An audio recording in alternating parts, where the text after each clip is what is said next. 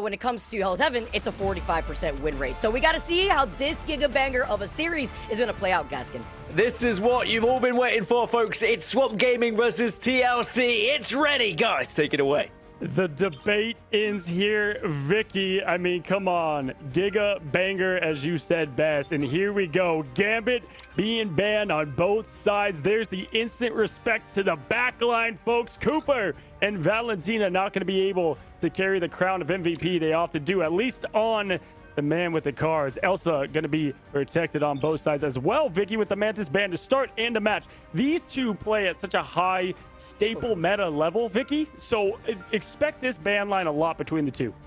I agree. And, you know, looking at the way that Swamp Gaming and Liquid Citadel have handled the pick and ban phase, I knew that when it came down to the series, Cozy, that this was going to be a different ban phase where they're probably going to prio the map to map ban phase instead of just targeting more so on these individual teams. And you see the van pool get protected over on Liquid Citadel's side. We saw what Polly was able to do with that van pool, but not even just that, right? Guys, it's kind of a give and take, because even if you ban out the van pool, we know what that Captain America could do. No, absolutely. Great point, Vicky. With the Jeff being banned from above, Nero gonna have to find another hero to play. Last Protect gonna go on the invis. That's gonna go ahead and give some comfort pick to that backline as well. And the final ban comes in. So yeah, the big difference here obviously is shutting down the strats there if you're looking towards Liquid Citadel, but you're not gonna have much tank play, or at least with the Deadpool Merc in the mouth. The ban last coming in. Vicky, we've been talking about this for nearly a month. Both these teams, what if they played? What would happen? They scrim in the back, you know, behind the scenes. It all comes together. Daredevil, the last ban days will not be on the lawyer. Sorry days. But looking on the other side, at least he's got that Wolverine, and that could come in clutch when it comes to dealing with Sparchief, who's already lingering over onto that Captain America. That's another thing, right? Because, Cozy, the reason why both these teams are at the very top of the Americas is the flexibility that both of these squads could provide. Mello obviously going to be over onto the Elsa, but they don't really need that Mantis damage, which honestly from both sides, right? Because it's going to be the Elsa v Elsa duel, and this has been the theme that has persisted throughout the course of today, even from the AMER side of things, Cozy, where it's kind of been like, okay, if it's going to be the Gambit ban, you're always going to expect the Elsa. If it's going to be the Elsa ban first, you're going to probably expect that Gambit next. Yeah, no, beautifully said, and definitely is the way we're going to see things shaked out here. Sparchief's going to be floating on the cap to start off. I mean, Vicky, this will either be Liquid's first map to drop. Liquid Citadel going to be drowning in the swamp, or we will see what maybe some expect here. Team is locked and loaded. When it comes to Liquid, they can sub and change different things talent-wise. When it comes to Swamp, they have a lot with all the sub-ins and different looks and packages that they have ready. Now, when they scrim, Vic, they know each other so well. What do they bring different to the table? What trickery do they have up their sleeve? Let's find out. Portals open, high ground established. Swamp Gaming looking towards TLC. Taking up top, Vicky, as things continue. We've got the Slash Nest Days looking for more already. Trying to slice and find his way, the rage to a maximum. But the fact that they kept him alive, I mean, the fact that he kidnapped him, by the way, that's why I got so hyped, because this is what I was expecting, Cozy. It's going to be crazy. It's the fight for the neutral, the fight for the high ground, but he kidnapped him into the Elsa trap. Now, Speedery gets trapped himself before diving in onto the back line. They got to take care of the foundation of Swamp Gaming. Speedery making them look mortal, and as they have no sustainability, there are no more bodies left for Swamp Gaming, and the domination of the first fight goes in favor for Liquid Citadel. That team just got legally dismantled. I mean, one team has got the Daredevil, the other not. That's obviously going to make a big difference in the way that rotates happen with Daredevil too. Just the presence and the push they can get, especially on Forky Dog. They're going to have a maximum protection. These backlines are so good at rotating, staying safe. They do not die. That's what makes them great. Energy, though, having one of the best duelists in America, if not the best. Access to the Apex Predator. Scary stuff here. Is now keeping their eyes peeled. Speeder can also look through the walls, give them a heads up of where they're coming from. This comp is going to be tough to take from the point, and Pauly will make it even tougher as Scatter goes down. Who would have thought Pauly being on the Deadpool with Cap available and still on the team, Vic?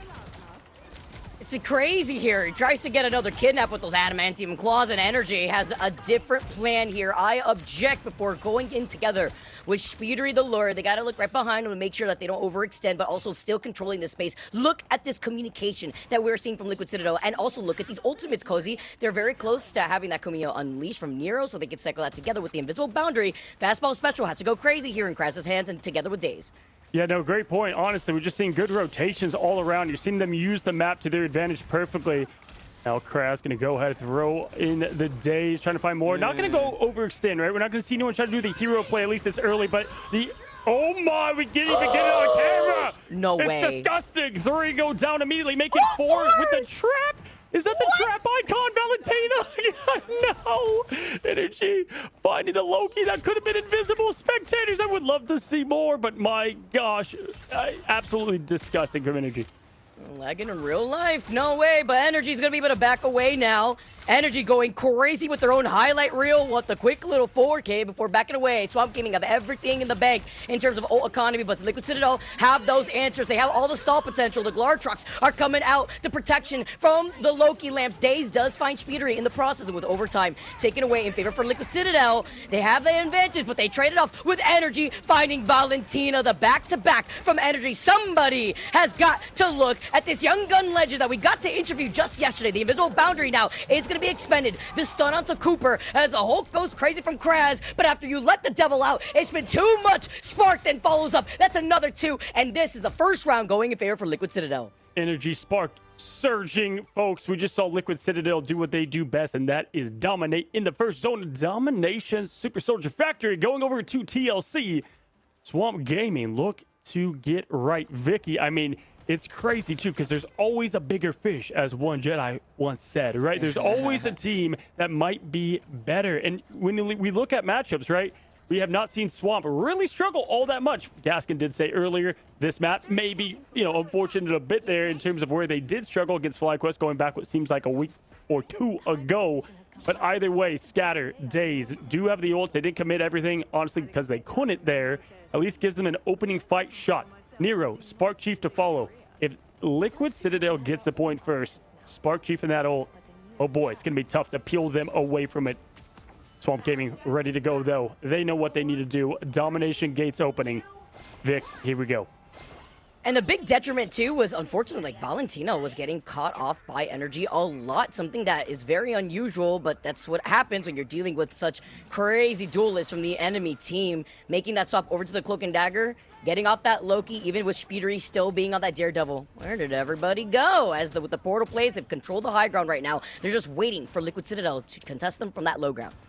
Yeah, just good patience, right? On this first, initiation of attack, Vic. It's so important to win this, so their teams are just finding the right moment and angle to slice and dice from Daze.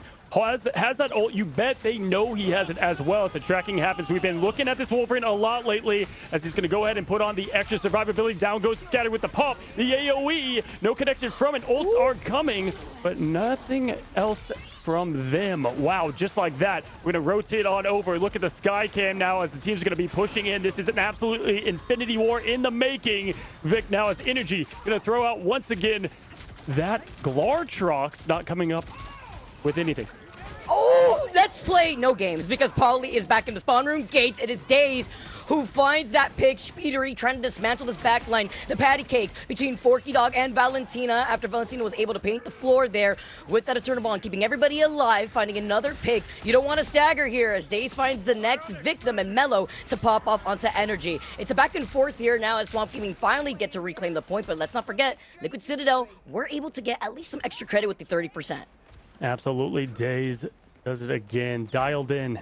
Every slice matters here. Now with the rotation, the Glartrox on their side with Forky have a little bit of the offense, defense special, exactly what they need. Look for them to try to trigger Cooper. They know that ult's ready. Get that ult going, then throw in the Glartrox. That's going to be their best success. It's going to be Kraz now jumping in, throwing up the game of bubble, trying to bait some. Does going to find a little bit of a target, and there it is. The No! Goodbye! Forky Dog deleted, gone, just like that. Quite literally the invisible woman. they disappeared themselves. That's not what you like to see off the invisible boundary before Nero gets the next victim off to Kraz. Slight little stagger here after reclaiming the point, and Cooper still has their invisible boundary. It's going to be really this Glartrox going crazy from Mello, and Valentina getting the eternal bond. Forky Dog now gonna have to just regain that ultimate from scratch after letting that invisible boundary unleash. And I'm also looking at Scatter too with the Eye of Agamotto, but all the survivability here, Cozy, from Liquid Citadel side. Yeah, no, it's a great point because they didn't have to use the ult earlier, and now Cooper throwing it up. The protection's ready. The Roman Coliseum of fighting in the boundary is here. Cooper finds 2 in his own boundary, and they are now just farming the swamp and putting down pavement to set up the fortress that is the Citadel. This is my swamp here. As Kraz has to reset. Again, these staggers are so detrimental. Forky Dog had made the swap over to the Rocket to get this quick BRB. Going to be able to swap right back over to the Inviswoman, something that we saw at the very end of Midtown there over in the AMER side just yesterday. The trap and the catch. And Daze does find Speedery. That's really big. He was stuck inside that side room here, and he can let the devil out once he's back from the spawn room gates, but they have to recontest on the point here because you're nearing 90% in favor for Liquid Citadel. Spark also gets stunned. Nero has a survivability with the Kumio Unleashing. Spark isolates Daze. Not going to be able to get pocketed right here, and with 99% upcoming, they got to contest on this point. Yeah, good trades back and forth. I have to capitalize off of these, right? Vic now 99% and up. They know it's going to be the fight here held at the location of the zone. Spark Chief now trying to dodge away from Kraz. Melo's going to find another, so this point should go over to Swamp, but never count TLC out. It's going to be Speeder now letting the devil out. The Lawyer's ready for action. Throwing, slashing, the batons twirling, and it is absolutely disgusting. Up, down, slam, goes to Wolverine. Eyes open, Hig 3, hello! Big time is Scatter ult, but the follow-up not there, Vic. He goes down even with the eye. The thing is, they were down in numbers. They had no sustain. Valentina and Forky Dog were unfortunately caught off, and that means Liquid Citadel, in a dominating first match, take this with 2 rounds in their pocket as we get to see what this Gigabanger of a series, Cozy, is in for us. Liquid Citadel on top. Wow, Vic. I mean, I want to ask, like, are you surprised by the result we just saw? Because to me, a little bit, right? We've talked back and forth, and Swamp has, like, nothing but respect for Citadel. They've been saying, you know, we go back and forth. We want to be like them. Like, we've heard it all over the last couple of weeks. But we've seen teams in underdogs oftentimes win. Can't call either just yet. Domination can go either way, but obviously, Citadel played to perfection. Gonna give Elsa your energy. Elsa is a very scary sight, as we can see right here. And I think Speedery, and just the presence of that devil, Vic, was just enough to let them dominate. The issue is that if you're going to try to enable your backline, I mean, I would not want to be a strategist dealing with Speedery on the Daredevil, I'll be honest. Even Energy, obviously, right? But at least, you know, Forky Dog being on the Invisible Woman could try to get away if the Daredevil's not on the table. But you have to look at the KOs here because Nero and Cooper, they only went down once. The diff across the board, and we also highlighted that Swamp Gaming, unfortunately, don't have the best time on Hell's Heaven. So we're going to have to see if they have a better time as we see what our next map is, right, Cozy? No, for sure. That's a good point there. Also hilarious seeing 2 Doctor Stranges up on the SVP there as we ended. But listen, all I know is I think if you look at the Vanguards, the way they rotated and how they capitalized was the biggest difference. These backlines doing everything they can, folks. We have a banger coming up. Match number 2 between Swamp Gaming, Liquid Citadel. Don't go anywhere. We're going to take a quick break and reload.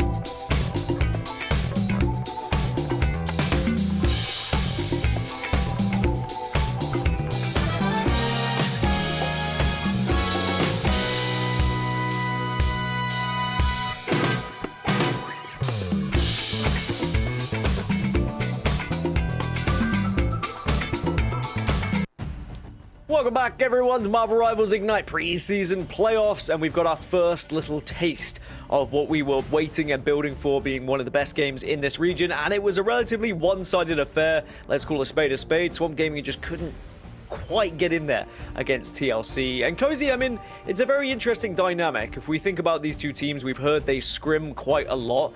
I mean, how do you approach a team where you've scrimmed them so often, and often you might have lost those matches as well? Yeah, no, thank you. It's a great question, because if you look at it, we were bringing that up at the beginning of that match because it's tough to bring something different to the table. Oftentimes, you scrim against someone you're not going to go against all the time, and that's why they were in different groups, made more sense. But then you really start to understand your opponent. From pick and ban phase to how do you approach the first fight, there's so many little things and mechanics, because honestly, like talent-wise, we saw it in the EMEA. I think that the talent here, either team could win. Like, point blank, it's like what you bring together and how do you surprise somebody. And so you have to change up your looks and your tactics, and it's tough to do, especially with going up against each other now. We've heard like 100 times or whatever, Vic. Yeah, literally like 100 times exactly. And that's what we're like hinting at before. And I think as we move on to Hall of Jalia, it's important to know that when we talk about the lack of information, since we haven't seen these two teams face off against each other in an actual tournament setting, when we were listening to Nero talk in their interview, they actually said that they like to take scrims very seriously. They play the comps that they know that they excel in, instead of like other teams usually trying to play more unorthodox compositions, trying to play a more weaker composition that they want to get better at. And that could skew what the scrims are looking like. We even heard that in our interview within EMEA, where some teams are trying to do that themselves, Gaskin. Yeah, I do wonder if it's a case here where they're like, let's play things pretty standard here in this first one. Let's see what the lay of the land is. Maybe with our practice, we might be able to beat them in the neutral and we might find ourselves in a better position. Perhaps now, going into map 2, they try something a little bit different in this lock and ban phase. There's only one way to find out. We're jumping into it. It's Cozy, it's Vicky Kitty. Enjoy this one. Ladies and gentlemen, the one map that Swamp Gaming did lose, FlyQuest. Where did they take it? Right here, Streets of Wakanda. We're back, Vicky, and they're ready to claim it back from Liquid Citadel. Gambit v Gambit, gone. Elsa, gonna be saved on both sides. Mantis, gone. We already know how the first three are gonna roll out. These teams are gonna make any major adjustments, especially after that domination, Vicky. Maybe something as things start to tilt a bit more, but expect more of the same in this part of the phase. And it almost felt like a crime seeing how the backbone of Swamp Gaming with the supports just unable to really keep themselves up against Speedery was trying to speed run through that first map. It's very unorthodox, right? It's not something that you get to see very often. And with the Ultron ban coming out next, this is what you could expect, because this is Hall of Jalia. There's a lot more verticality, open space. They do not want to deal with the flexibility that Speedery has. They protect the Invisible Woman from Liquid Citadel's side, so expecting what Swamp Gaming have up their sleeve, since they've only been targeting the strategist here until they hover over that Daredevil, and that's a big tool here, because we know that Daredevil not only gets all that information, which kind of squashes the fastball special that we saw in that first map, but also helps alleviate more of that pressure away from the strategist from Swamp Gaming. That's a great point. Obviously, the Daredevil's going on each side is the big swap up, because it's funny, right? We've seen, Vicky, so many teams try to approach Liquid Citadel in particular with like different compositions here of the pick ban. Like, what do you try to get rid of? What do you do? And we're seeing right now what Swamp thinks is the answer. On first hit was going to be the strategist backline and cut down some of the Ultron up in the air, and obviously the triple strat. But you also have to slow down Speedery, who has so many options at play. They're kind of target banning him a bit. Likes to play the Ultron, likes to play the Daredevil as well. Could we see a bit of a Psylocke comeback blast from the past as they lock in? Vicky, this is a very interesting first point. Always one of my more favorites to watch because of the way Poke is handled. Look out for energy here on the defense and playing up on that high ground. Speedery, going to be an interesting kind of complement 1A to the 1B duelist as Psylocke, at least on the defensive side. And still looks like they're trying to figure out some things as they are still at the spawn with 25 seconds. Oh, okay. I actually really like this. Nero going over to the Jeff. You get that team up together with the Vanpool as well as the Venom. Cooper's going to be opting for the Invisible Woman, and Liquid Citadel getting ready on their defense wall. On the other side, Valentina's going to give everybody the extra shields from the Rocket. Forky Dog hovering over onto that Invisible Woman. It looks like the fastball special is still in their hands going into the second map. Alrighty, everybody, watch party, Space J3, all of Marvel Rivals community, get ready as the doors open. We've got our next matchup underway. Liquid Citadel looking to hold strong in the fortress, or will they be brought into the swamp? Hulk, Krasman, gonna be causing chaos right off the bat. They're gonna rotate up here. This is a tough place to rotate because of just all that open coverage. But the way that Liquid was positioned, gonna make it a bit easier for them to move in here now. Closing in, gonna get the Gamma Shield. Somebody's gotta get an early pick. Look for that on the side of Mello. Energy Mello, first of all, is actually gonna make a big difference here. And it's Energy doing what he does best. Vicky, disgusting. The target priority onto Valentina again. They've lost out on their strategist, so it only leaves Forky Dog for the sustainability, and Daze trades that back with a nice little kidnap trying to get away. The tether, though, is detrimental in controlling more of this space. But can we talk, Cozy, about this straight neutral that we keep seeing the prioritization of the space and how they're going to be able to break through these buildings, push through to get more into these open sight lines. You see the commitment right now with the Vanpool ultimate from Scatter. Vanhammer activated. Forky Dog does have the invisible boundary, and the portal contest comes in from Polly. Yeah, even with that pick, able to get that momentum to push forward. Good rotation again from Swamp Gaming. Forky Dog ready for the Q. Cooper going to match as well. So look for what they can do within the Glartrox. Both a little way. Mello going to be a bit closer. Dave's going to throw up over the wall. Paulie finds Scatter, though, and that's going to make things a bit tougher for them in the pop of Paulie again. Are you kidding me? The Strange with another. Going to hold strong, Vic. Oh no, and two, together with Nero, who was able to get the Itch Jeff, or at least the pressure of the Itch Jeff, forcing Swamp Gaming to back away. Where is he gonna go? Where is he gonna eat us? And then you currently have the Elsa following up with Energy. The back-to-back Valentina cannot even get one heal outside the spawn room gates. Just, hey, how do you get rid of an amazing backline if you quite literally just don't let them play the video game? Now time dissipating down to 1:53. So you look at the ults they have. Swamp Gaming at least not utilizing everything outside of that quick invis ult at the start. Here comes the portal play from them to try to give themselves a bit of an option. Don't love where the portal's placed. They're going to try to use it as cover. They can jump in when needed. But either way, Paulie can sniff it out. Has the Agamotto ready. The show is here. And this is the pop of the Algo. Nothing with it. Spark Chief tries to go in with the Beast. Mellow trades Speedery. And that is going to give all the momentum now over to Swamp. Make it their Swamp. Get this zone. Pushing them back. I like the way they're playing. But look at the way Liquid Citadel still have some numbers. Paulie finding Kraz is big. They're so close to being able to get this point as Mello holds them back together with Daze. No sustain as Liquid Citadel have to reset and Swamp Gaming get this payload moving out of the garage. Oh man, just perfect comms, and Mello, Valentina just bonded right away. We heard that in the interview, right? Both of them getting a piece of that zone cap. Now Mello gonna find Cooper. What a stagger. What a great play and an extension, wow. Vicky. We're seeing them go full out aggressive. Only one on the cart. Don't need anyone else because they know they're able to go ahead and open up this next zone. Building this space so perfectly. Scatter. Now, with big responsibility, Speeder going to go with the dance execution, trying to find more. The game is shield perfect, and the pop. Paulie falls. What an absolute peel job from Kraz. W Kraz, every strategist loved looking at a Hulk jumping right back to shield them with the bubble. It's going to be the bouncer effect here, right? And Scatter does have the Eye of Agamotto. He could try to jump forward vertically here and looking to the back. It's going to be Forky Dog still lingering. Invisible boundary in their hands, but they're looking around. You could hear Speedery creeping about. It's on the balcony, and you can see the immediate target focus as Crash tries to take that fight too from the right side before jumping back together with the rest of the squad. Cooper and Nero. Nero's waiting with the Itch Jeff for that invisible boundary from Forky Dog as the counter.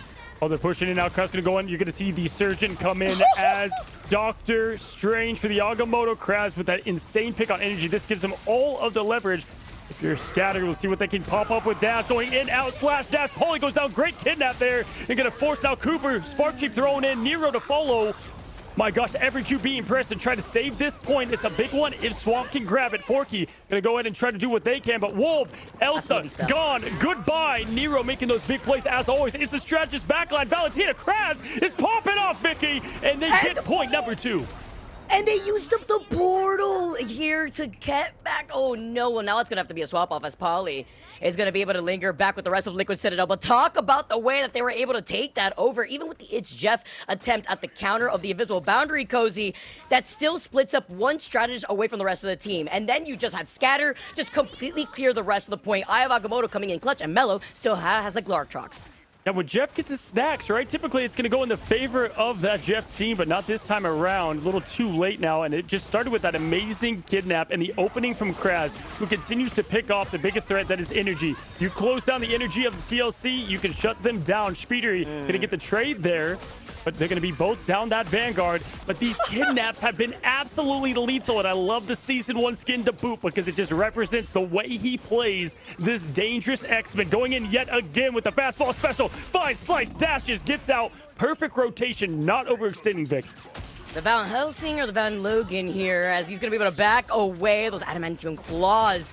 Finding another victim. The Amber Alerts have been hanging out throughout the entirety of Hall of Jollia thus far. And Speedery does have the corner Proteus, already showing the respect that they have against Daze, who is going in for another kidnap attempt. Valentina, uncontested in the back line. They're going to try to rotate together with these ultimates that Forky Dog and Valentina will have coming up. If you look at where Speedery is holding on to that bighorn. Oh my gosh, the aggression. Forky Dog going right away with it and pays the price from it. Paulie going to get rid of that easily. And so one team, both of them had the cues to press in terms of the strategist. And I was surprised, Vic, at how fast and aggressive Swamp wanted to play that, paid the price ultimately. And now you allow Liquid to set up that fortress once again, get the stagger. Goodbye, banner. Have to get back and angry once again. Energy as the apex. Cooper to follow. This is going to be tough, Vic. You had a minute 22, but Liquid Citadel, how good they are in the neutral and how close they are to the spawn. And they had to feed the squid real quick, too, just to get that stagger. And more time wasted away from Swamp Gaming to get to that finish line. A minute, less than 10 seconds here together. As you have the God of Mischief from Cooper waiting about after Nero had already committed to the invisible boundary. Same thing for Forky Dog. I popped off at the very end there too because Forky Dog was called out right on the outskirts of that invisible boundary, but they have the sustain here. The group hug, the shields, trying to protect everybody from the back is going to find itself successful. The lamps have been called in, and Glartrox for Glartrox. Is it going to be a buffet and all you can eat for Mellow to feast on? Even with Cooper getting that God of Mischief and having a dance off, you only have 4 here alive, and Polly getting kidnapped once again and then frozen. The double CC, everybody, as Swamp Gaming get this payload to the finish line. The full 3 push, I believe, Vicky. This was our first 3 push we've seen against TLC, if I'm not mistaken. Absolute perfect play. They only had a minute left in that Apex Predator to perfection. Mello has been one of the best, nailing the Glartrox, training it behind the scenes, if you will. Coming up definitely with a full belly, as we find ourselves now with Liquid Citadel not only on the offense, Vicky, but on the brink of losing their first map. I was about to say, Cozy, like, let's not forget, Liquid Citadel have a perfect record thus far within the preseason in Ignite here, and they still keep that streak going in this bracket stage. This is going to be crazy. Swamp Gaming making the adjustments that they needed. Can they keep it up now on the defense? That's what Speedery also trying to flex over to deal with the Wolverine, because I feel like between Kraz and Daze, it's literally my nightmare demons coming to haunt me. And then Mello just being the nail in the coffin once you get called out. No, absolutely. The Vanguard play in particular, outside of, I want to say the last group ult didn't love, because after that, it was just pure punish. But man, it's been perfection. They've been the one mainly getting the opening pick that opens up the rest of the doors for the flood of the Citadel to come in. But Swamp quickly closed them. I'm just surprised that with only, 40 seconds after that wipe, they were able to get the full push. I mean, it was disgusting, especially with everything that Liquid had, but we'll see how they respond. Remember, Vicky, Swamp has been here before. They've lost, right, and they've come back. We have not seen Liquid Citadel when they're uneasy. Life is easy when you're winning, Vicky. It's a whole lot harder when things get uncomfortable. Kraz, ready, fastball special. We know Daze is good at what he does, but what he does is very nice, as the X-Men says. Let's see what they choose to do. Let's see if it's gonna be a home run here, Kitty, as he tries to get sneaky with it. Mello with the marks. Gonna be able to put in a good amount of that pressure before trying to find the very first victim. Who's it gonna be? As they try to find Polly. Polly's going to be on the Emma, which I really like, by the way, for a counter, because Polly's been getting kidnapped so much, but if it's not Polly, it's Spark moving all the way up, though. The follow-up, they do not let Spark Chief breathe, even with the lamps that were put up preemptively. It's not going to be enough, but they have to get right back onto the point after isolating Kraz here on the other side. Spark Chief, rather, on the other side, who makes a swap over to the thing. Polly's just trying to get away, activates a Diamond Swarm to also retain the beam of the damage output that they could have, and it's going to be them at least getting that first checkpoint right there on that first mark. Man, but Daze is just going berserk. I mean, absolutely claws out, brawls out. Forky Dog now, look for these strategists. They know that everyone is going for them in that quick backline. Gonna go ahead and slash dash, go for that kidnap again. Find Speedery. Good night. Go back to spawn. Shuts down that. Shows them who's the Logan. Quick kick and hit. It's gonna be Paulie as Mother now knows best. Pushes back. The beam on the whole Kraz. Look out for that back line. Pushing forward. Here we go. Loki popping out the totems. Everybody getting the Qs going. She knows best, but she's also trying to put them in timeout together. The Glar truck to find energy! Out of the dash. Oh, no way. Forky Dog popping off Cooper. Just witnessing the massacre right before their eyes and says, I am out, and Nero at least will be able to come back in with the invisible boundary. I know, by a pixel. Vic, are you kidding me? That was such a perfect Glartrox. The Eternal Bond. Absolutely. Oh, man, that was crazy. That was such a good defensive play. Cannot believe they were able to hold on, but they do just by the hair of it. 27 seconds they had left. A minute 42 is Liquid Citadel. Look towards what they can use. Energy close to Glar. And have Clobber in time as well as Paulie. Here comes Daze once again. It is the man, the myth, the Logan getting the best of energy, and this is going to slow down everything as Cooper trying to survive. The best surviving strategist in this game goes down. Moving back, though, the clobbering does not find its mark, and it also doesn't force out Valentina and the Eternal Bond. Meanwhile, the beam just gets bigger. Hyper beam maybe from Paulie, who does want to retain that energy, but they have to split their attention because Kraz has been going crazy. The Pain Brothers, but this time it's going to be a double betrayal. You yeet out the Wolverine, you have the sustain, you activate the Berserker mode, but if it's not you getting grabbed, you get booted out of that. Oh, that's the fastest, by the way, that I've seen Hulk get booted out of that ultimate. The World Breaker, my ASS man, because absolutely completely deleted health bar every which way. Wish that tenacity build was in this patch, not today. Would have helped him anyway. Melophobia now just farming Days with another 38 seconds. We can feel Liquid Citadel. That fortress is starting to crumble of perfection that we continue to talk about. Vicky Nero does have the aggression boundary Cooper can match. They have the tools they need, but what you've got to look for, and the difference in my opinion, is that Melo's got that Predator, followed by the Surgeon, who's been surgical. Here comes the Agamotto. Let's see how he chooses to use it. Oh my gosh, they're going right away. The Glartrox going in right immediately. Take your medicine, Speedery. It's Hasta La Vista. Cooper has a God of Mischief after Nero had already used up the invisible boundary. Melo gets caught by the clobbering time. Agamotto goes crazy. It gets all five. Speedery swaps out. Nobody's left on the point from Liquid Citadel's side. This will be the first map that Liquid Citadel lose out on at the hands now of Swamp Gaming, showcasing that Liquid Citadel are indeed mortal. An absolute surgical Agamotto. It was insane. After the clobbering time, the whole team rises up. He throws it out, opens the eye, and closes the door shut. Swamp Gaming ties it up, folks. Are you not entertained? As the two best in America make it entertaining. 1-1, Vic. My gosh. I mean, there were so many big plays and moments. The spec away from the point being taken. Oh, my God. But the big plays that Swamp continues to make, they've been pushed back and forth against different teams, if they always have that big play moment. I literally thinking about like by a pixel, how close they were. Just keeping this map going, Cozy. Looking at the MVP, Forky Dog, 29-2, by the way. That's the survivability that we're highlighting. Nero, too, was just trying to keep up with the sustain. It was just so much. Playing so split up, too, at the hands of Swamp Gaming. You got to look up into the skies because Daze is about to give you whiplash, but it's been absolutely insane, the turnaround. And I do have to say, Swamp Gaming, they noted what's been going down in scrims. I know that Swamp Gaming definitely comes through when it comes to convergence, Cozy, but I am hearing that Liquid Citadel do prefer Convoy. Absolutely. Well, we have not even seen where they take it, because perfection has not fallen. What an amazing round of adjustments. Going to the map we know is a get right, folks. We're going to get right now behind the scenes as we take a quick break, and then we're back to the absolute heat that is this action in Ignite.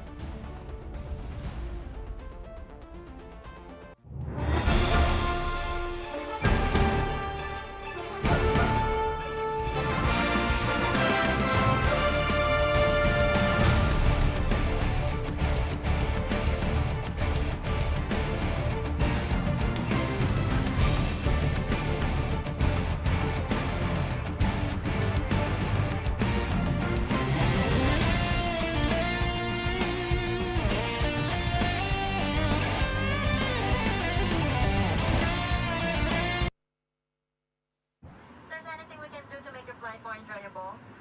Please don't hesitate to ask. Please sit back, relax, and enjoy the flight.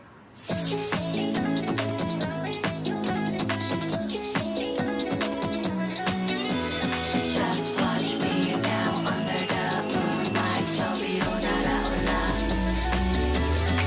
Light shine on my window frame. On a boat to my flame. Blinding shining lights. Oh, yeah, oh, yeah. I feel it skipping way out of control. Lock it. Oh yeah, we won't stop it. Flying high is our destiny.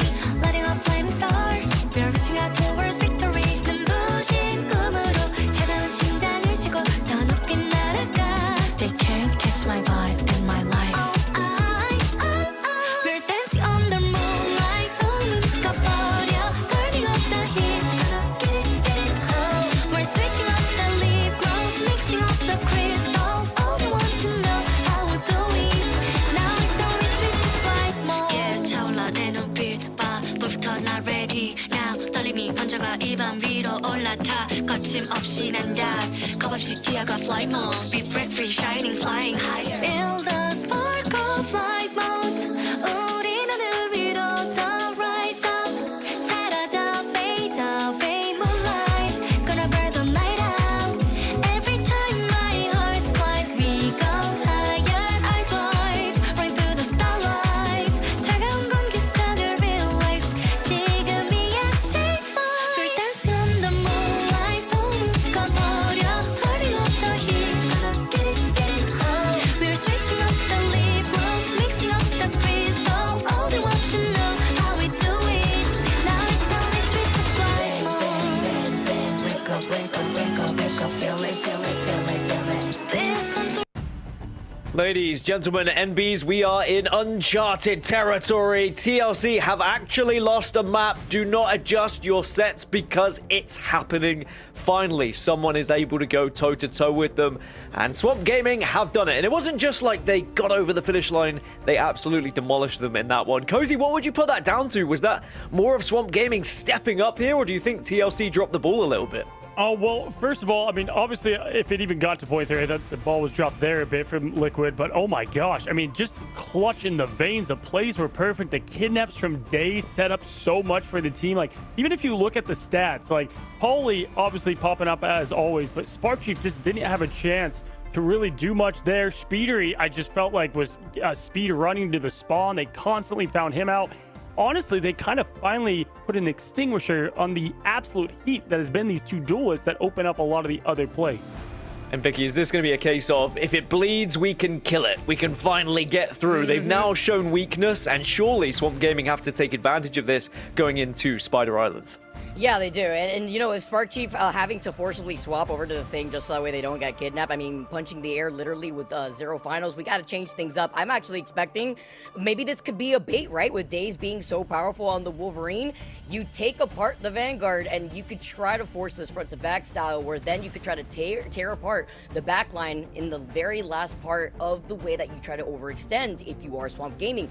The Vanguards now holding the line there, kind of dismantle the duelists, and we saw that what happened to the strategists when they were stuck on the back line. Yeah, stuck on that back line. It just got a little bit dicey at times, but I'm sure that TLC will be looking to try and respond here as well, Cozy. But as I said, it's uncharted territory. We've not seen Team Liquid Citadel have to go into a match after losing. How do you think they're going to respond is going to be my question, but of course we're going to toss that question into the locks and bans here, because this matchup is just about ready, guys. Enjoy this one. I'm sure you will, because it looks like we have a series on our hands. Well, it's uncharted territory, Vicky, but all the players individually have been here many times before. But how do they respond as a unit? That is what has been so impressive as Swamp Gaming continues to always right the ship, and they make things messy for the Swamp that they are. Damn it, being banned on both sides. I think what they did well in the ban phase is they still took away that triple strat, but they shut down Speedery and what is the comfort play and then the flex play after, right? Forcing into the side, and that opened up the rest.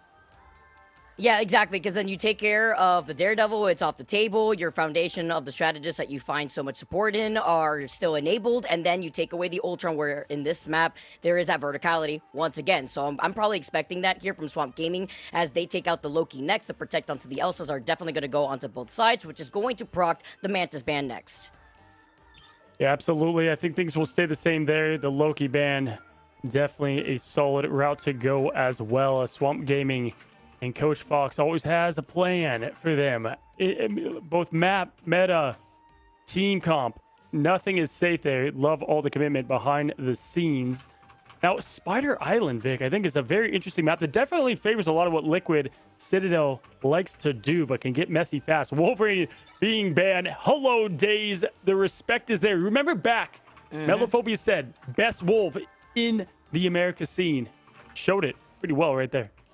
And this is what I was thinking, because if the Wolverine was such a problem and you're not enabling your Vanguards from Liquid Citadel, who are so strong, that's going to be the respected, but that's also a ban wasted. The Protect on the Daredevil, by the way, is going to go for Days, because they called this out, and I think something that we've also heard from Swamp Gaming Cozy, after talking to them just a little bit, is how confident they feel taking dive against Liquid Citadel if they try to match that together. So they're feeling like, okay, if the Daredevil does come out, they just feel like they could do better. No, for sure. And this is going to be the first look of that we get, right? Take away the claws and the batons will come out instead, the invis there. And either way, I mean, I think just trying to, again, all these formulas make this team uncomfortable. That's loaded with talent. I think what they think the answer is Spark Chief and Speedery. Make them uncomfortable. And even though all the studs around them, team sport, team game, we'll see what they can do. Last ban here for Swamp Gaming. Looking at the Groot. Be an interesting choice here. Don't hate that at all. Groot going to be banned out of here. And just like that, the stage is set, Vic. What do you think? What do you think? Does Swamp win another? Does Citadel stand strong? I think it's going to be a flashy battle. And if anything, Cozy, this may work into Swamp Gaming side. And I keep highlighting them just because of all the information that we've been able to look behind the scenes on how the pick and ban phase has gone down. We're playing Mystery Heroes, it looks like, in the selection phase. But with Swamp Gaming being on the defense, I'm not surprised. Days is going to be lingering over onto that Doctor Strange here. And it's not going to be double Doctor Strange, obviously. Days is still hovering over who they're going to go for. As Swamp Gaming, once again, probably maybe rolling out with that triple Vanguard here. First with Liquid Citadel, though, coming in with the attack. I got to get a lot of props to Scatter as well. They're obviously getting rid of that Deadpool, that, obviously great hero in the meta that they're playing in. Yeah. But also, he's just been playing so well. Top level. Get rid of that. We'll put him on Strange. What did he do? Oh, I don't know. Like in the best Agamotto we've seen so far in the playoffs. So what a great way to step up if you're that side of Swamp. And Days, get ready, y'all. He doesn't need vision to have absolute madness ahead. This is going to be a good one now as we open up the gates in Spider Island. Nero ready. Liquid Citadel, thirsty for revenge. Perfection gone. Here we go. It's the Days v Speedery matchup, by the way. It's a Daredevil rolling out for Swamp Gaming, so you get some information where Energy wants to move on to. This kind of forces Energy to back away and make the swap over to the L, so you have much more of these open sight lines, as well as Melo's already set up from the back end of that choke. And look at Spark Chief, who's waiting to get enabled here, being on the Venom. It's a Venom v Venom matchup too. Energy taking a good chunk of that damage, is going to get healed up back to health. Scatter, though, needs a little bit of help before Speedery tries to clear more space. Yeah, I like the Venom on both sides here. I think Daze and Speedery both going Daredevil 2. This is everything we wanted. The OK Go comms on both. Which ones have better comms, better connections, and better opportunities? Scatter, though, leading the charge once again to keep this team in this point defended. There's the quick ult from Paulie, trying to make them uncomfortable. They dive on top with it. Nothing to come from it.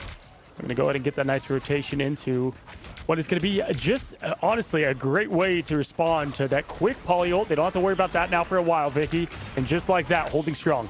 There's a really big focus on the Daze who still manages to get away, right? And it's not going to be a pull-in from Cooper as Daze, just knowing when to reflect before diving down. The invisible boundary, the Venn diagram from both ends is going to allow Forky Dog, though, to get that pick. And their Glartrox is feasting, and so is Forky. Thanks to Mellow to pop off. Swamp Gaming, they clear this point away from Liquid. It is back to the drawing board for Liquid Citadel. What a bird's eye view, right? We're going right to the invisible boundary. Can see nothing, and then the Glartrox coming out, finding more. Liquid Citadel outside of the Cooper ult and Paulie, they do have plenty at their disposal. I think Nero and Spark Chief having theirs together is going to help a lot. We'll see if they wait for speed. Now it's just another pop, and the quick combo takes down energy in the opposition. Swamp Gaming, they're absolutely playing to perfection right now. Vicky, you can tell, locked it. Yeah, I mean, goes a surprise here. I knew that we were in for a treat. Eye of Agamotto in the pocket of Scatter. Valentina has a survivability with the God of Mischief to copy Forky Dog for their own invisible boundary, but all eyes on Spark Chief to see how they're going to be able to deal with that with the ante that comes from Piece of the Abyss. Already now, just like that, the opportunity's there. The Scatter knows what he has. They just Valentina going to go and throw out the invisible boundary. They're going to see if they use it. Yes, aggressively. Mellow finds the perfect angle and shuts down the Glartrox. Apex Predator no more. Vegetarian now as it's going to look for Valentina Kraz. Continue to dive. That Mellow, oh my gosh, that quick swap over through the doorway and the headshot. Are you kidding me? And the follow-up, too, to add on top of it, and also having the situational awareness to be there at the right time. I mean, taking that off angle was so big, and because the fact that they really only had to expend Valentina and the God of Mischief, as well as Kraz, of course, with the Feast of the Abyss, you still have 3 ultimates and make it forward with Forky Dog very close to the invisible boundary here. Spark trying to get the dive in, needs to follow up together with Speedery. They're letting the devil out, but the judge and jury say something else for days. The lawyer has lost their license and energy, too. Following up, the Glartrox was released, though, from Mellow's hands, and Forky Dog is still here to keep everybody from Swamp alive. Energy trying to give his team just that as they get the needed pick there on Daze. Forky goes and Scatter to follow. This team will not go down quietly, but obviously keep in mind plenty of opportunity to build up. Portal back, Daze, Kraz. They keep on being annoying and sustaining, but they don't want to get staggered too much. Daze going down, Portal opening up. 21 seconds for this hold of TLC. The perfect team now faces back-to-back tough maps. Scatter going in, has that eye. Keep your eyes open. The medicine ready to be delivered, Vic. Uh-oh.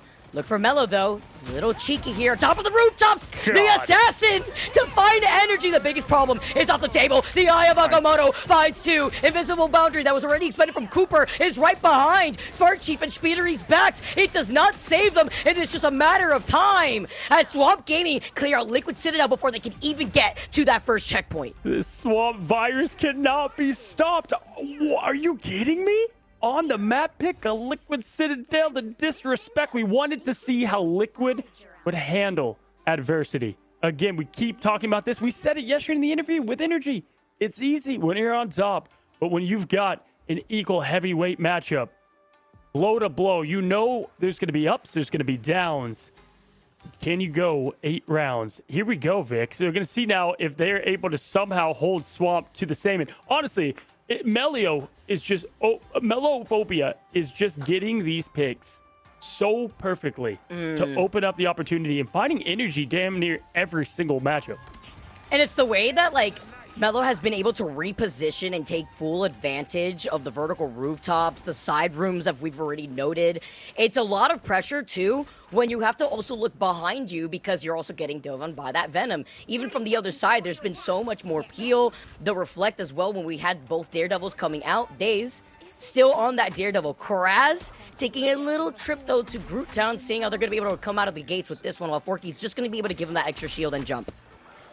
The best performing duelist of the group stage is on the biggest stage now and showing up and showing out. We'll see how Liquid Citadel decides you have to defend this, as we knew it was going to be that triple Vanguard. I do like this Speedery again.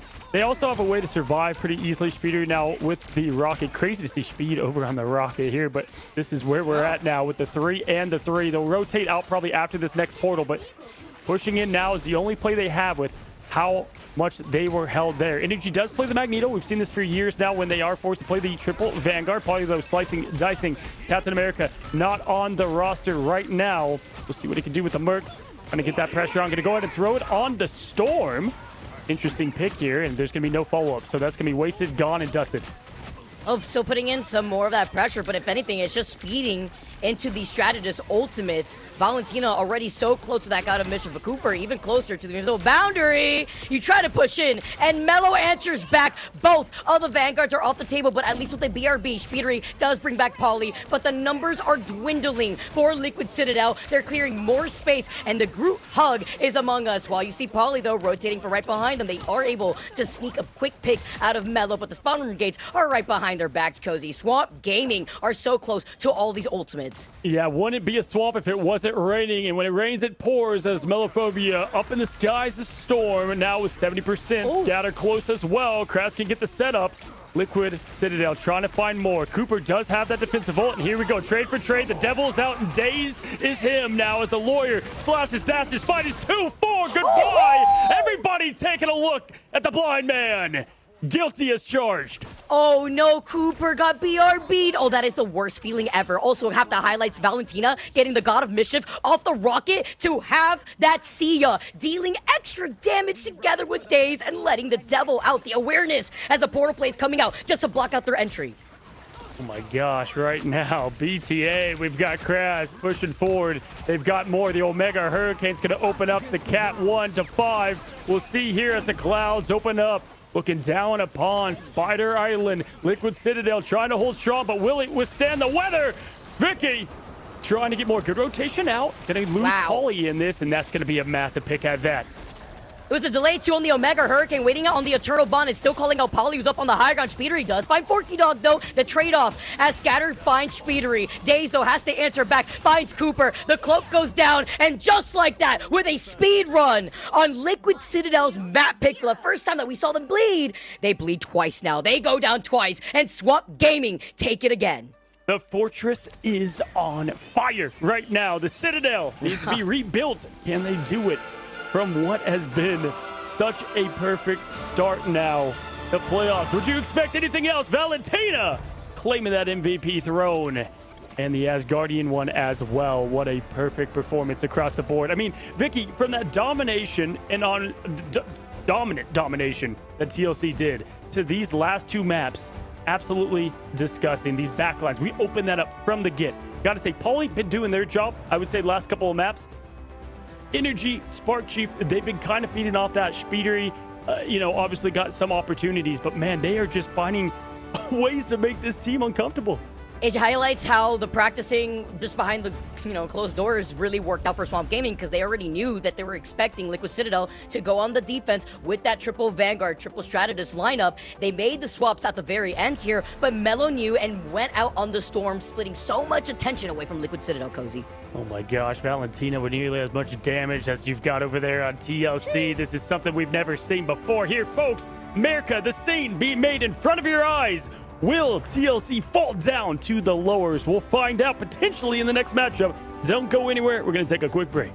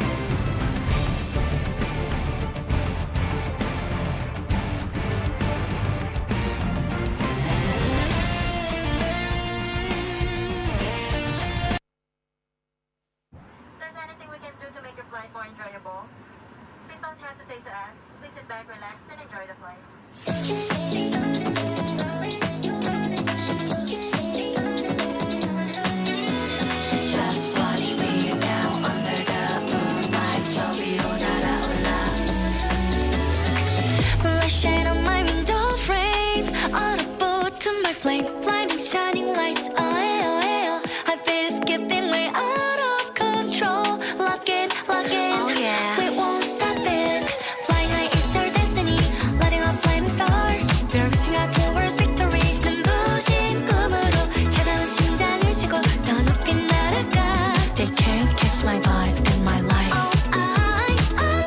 We're dancing under moonlight. 손을 묶어버려. Turning up the heat. Get it, get it, We're switching up the lip gloss, mixing up the crystals. All they want to know how we do it. Now it's time to switch to flight mode. Yeah, 차올라 내 눈빛 봐. 불부터 나 ready now. 떨림이 번져가 이 밤 위로 올라타. 거침없이 난다. 겁없이 뛰어가 flight mode. Be breath free, shining, flying higher. Feel the spark of flight mode. 우리 하늘 위로 더 rise up. 사라져 fade away moonlight. Gonna burn the night out.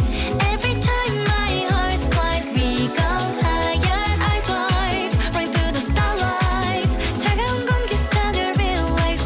지금이야 take flight. We're dancing on the moonlight. 손 묶어버려. Turning up the heat. Get it, get it, We're switching up the lip gloss, mixing up the crystals. All they want to know how we do it. Now it's time to switch to flight mode. Wake up, wake up, wake up, wake up. Feel it, feel it, feel it, feel it. This Welcome back, Marvel Rivals fans! Do not adjust anything because the unthinkable is happening. Not only is now one map gone against TLC, but they are behind for the first time in Marvel Rivals Ignite preseason. This is unthinkable. I mean, I don't know if I thought we would even be here, Cozy. What do you take this down to? What's happening? Are they falling apart? Is the pressure getting to them here?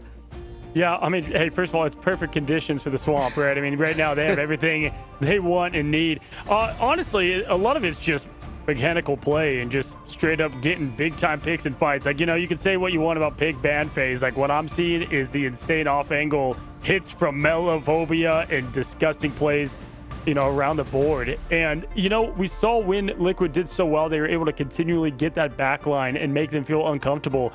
Man, they've been pretty cozy since that first domination and maybe a bit of the second map. Vicky, we're going to Krakoa, where both teams are 3 for 3, so both undefeated at the moment, but one of those O's has got to go. At the moment, who are you feeling has the upper hand here? Because surely, momentum on the side of Swamp Gaming now.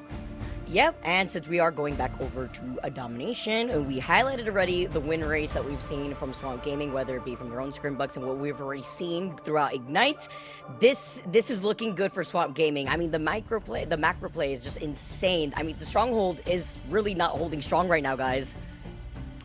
I'm a little bit worried, right? Because TLC looked unbeatable. They looked like no one was going to touch them. They looked like they were on top of the world. Interviews, they were so confident. But now, is that confidence starting to flood away? Or can they come back into things and show why they are believed to be one of the best teams, if not the best team in the region? There's only one way to find out. Let's go into map 4. We've got Cozy and Vicky to take us through it. Locks and bands are ready. Guys, have fun.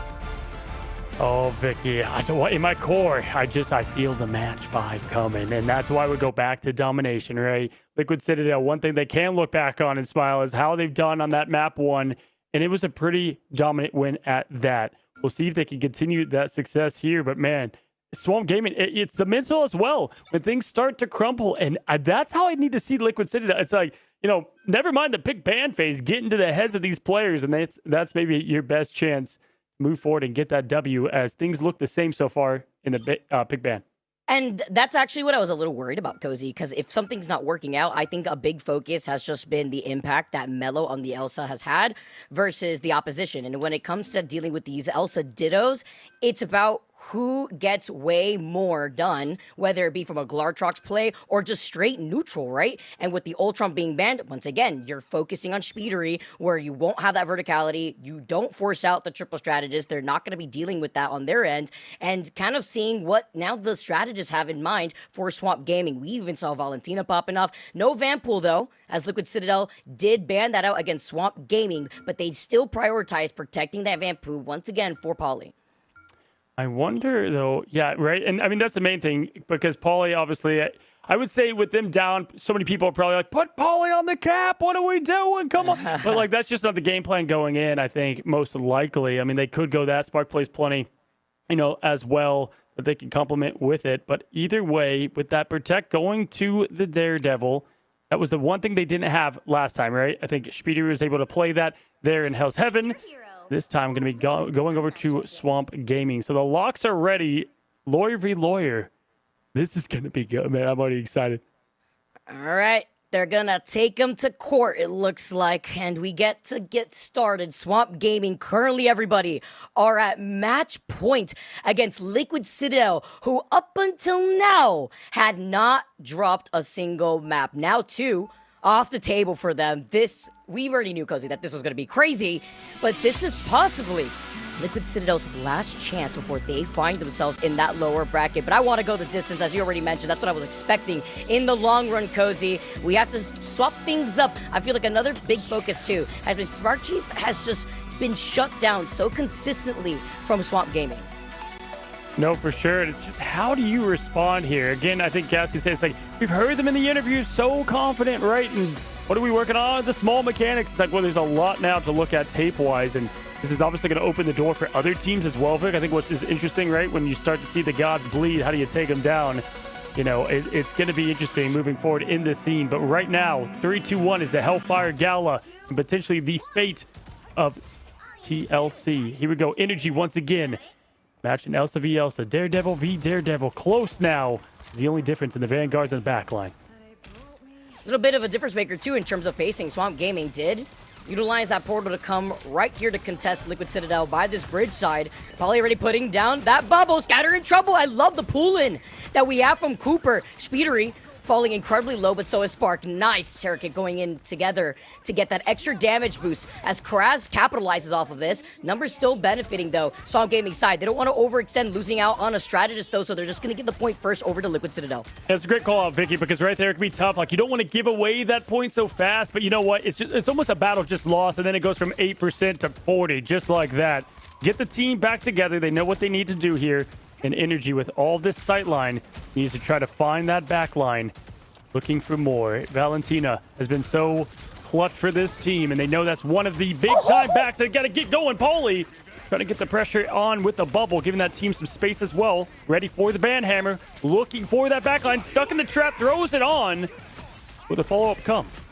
And that was onto Forky Dog, by the way, taking a good amount of that pressure. I'm so surprised, by the way, that Kraz also survived. Well, Mello, you gotta look onto the other side because Mello has been taking these off angles. And we have Valentina opening up the floor, though, painting it purple. And it's gonna be the Eternal Bond following up on finding Polly. Nero does have the It's Jeff and Energy, too, with the Glartrox. But they're gonna take a page out of Swamp Gaming's book, and they don't want to overextend. They don't want to have these staggers come out, as we know that domination could allow a snowball to happen.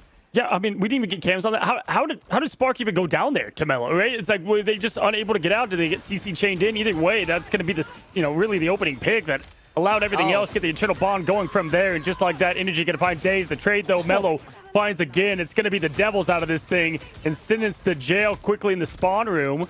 Held up, 25, good rotation. Mello not even turning eyes to the point that's being capped. Our eyes are on the prize, and that is going to be that backline in Cooper. Nero, they are hungry for more. Nero looking for the It's Jeff. It's opening up the jaws. You can hear the music. John Williams playing the symphony. Does he get his snack? No, coming up empty. Oh, beautiful face. The dismiss was so clutch, but then another attempt. Scatter's gonna help them out. Aya Bakamoto finds Spark, and with no sustain, you see the invisible boundary from Cooper. They have not let off of this point. Swamp Gaming has, and Daze is gonna let the devil out. Another Feast of the Abyss, this time onto Cooper, who was already low. Speedery to match that together, except Speedery doesn't have the same sustain that Swamp Gaming have. So everybody getting a piece of the pie in this surgical approach. Scatter with the door opening there as well. Valentina gonna have Eternal Bond to respawn. Pauly.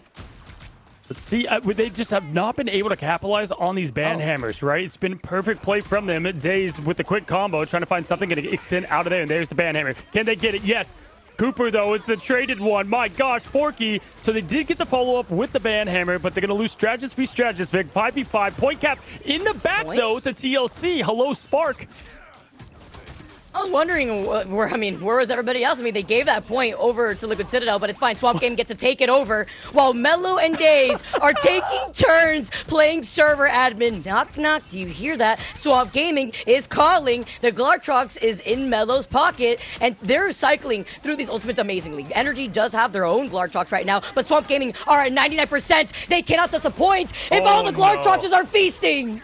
This is now just an absolute dominant performance. They are just not reacting to anything. Perfect play time and time again. Glartrox out, last desperation to try to get this map point back. Valentina finds Spark just like that. The Jeff, the Nero trying to find something, get the sustain for the Whirlpool, but nothing from it. Vicky, TLC on the ropes. And then they shut down Nero overtime, a pixel away as we go on to round number 2. Swamp Gaming are fully in control. Okay. All right, listen, we pointed it out at the beginning of that map where they lost the point, right? And then they came back in. They kept doing that, Vic. Like, just never really got uncomfortable. They just played the game that they know best and just continue to put on the pressure, the poke, lose the point from a back cap. Who cares? You know, Spark Chief take 20 bullets from the Elsa. Man, Melophobia, what's so crazy is you've got to ban the Gambits, right? We've talked about these backlines over and over ad nauseum. But that just opens a door for the duelists, these best duelists. Look at the stats. They're the top of the top. Who can carry more right now? Melophobia popping off. It's just the diff of the same type of matchup, right? When it comes to diving together with the Daredevil, you want the Venom to go through. You want your Elsas to get enabled to deal the damage to get these follow-ups. Swamp Gaming is doing the same thing, but better. That's what I was worried about if we saw both of these Elsas come out, because Melo has just had way more impact as once again, we open up the gates with another portal play to get onto the high ground and scatters very close to the Eye of Agamotto. I mean, Swamp Gaming have the advantage in terms of ult economy going to the second round.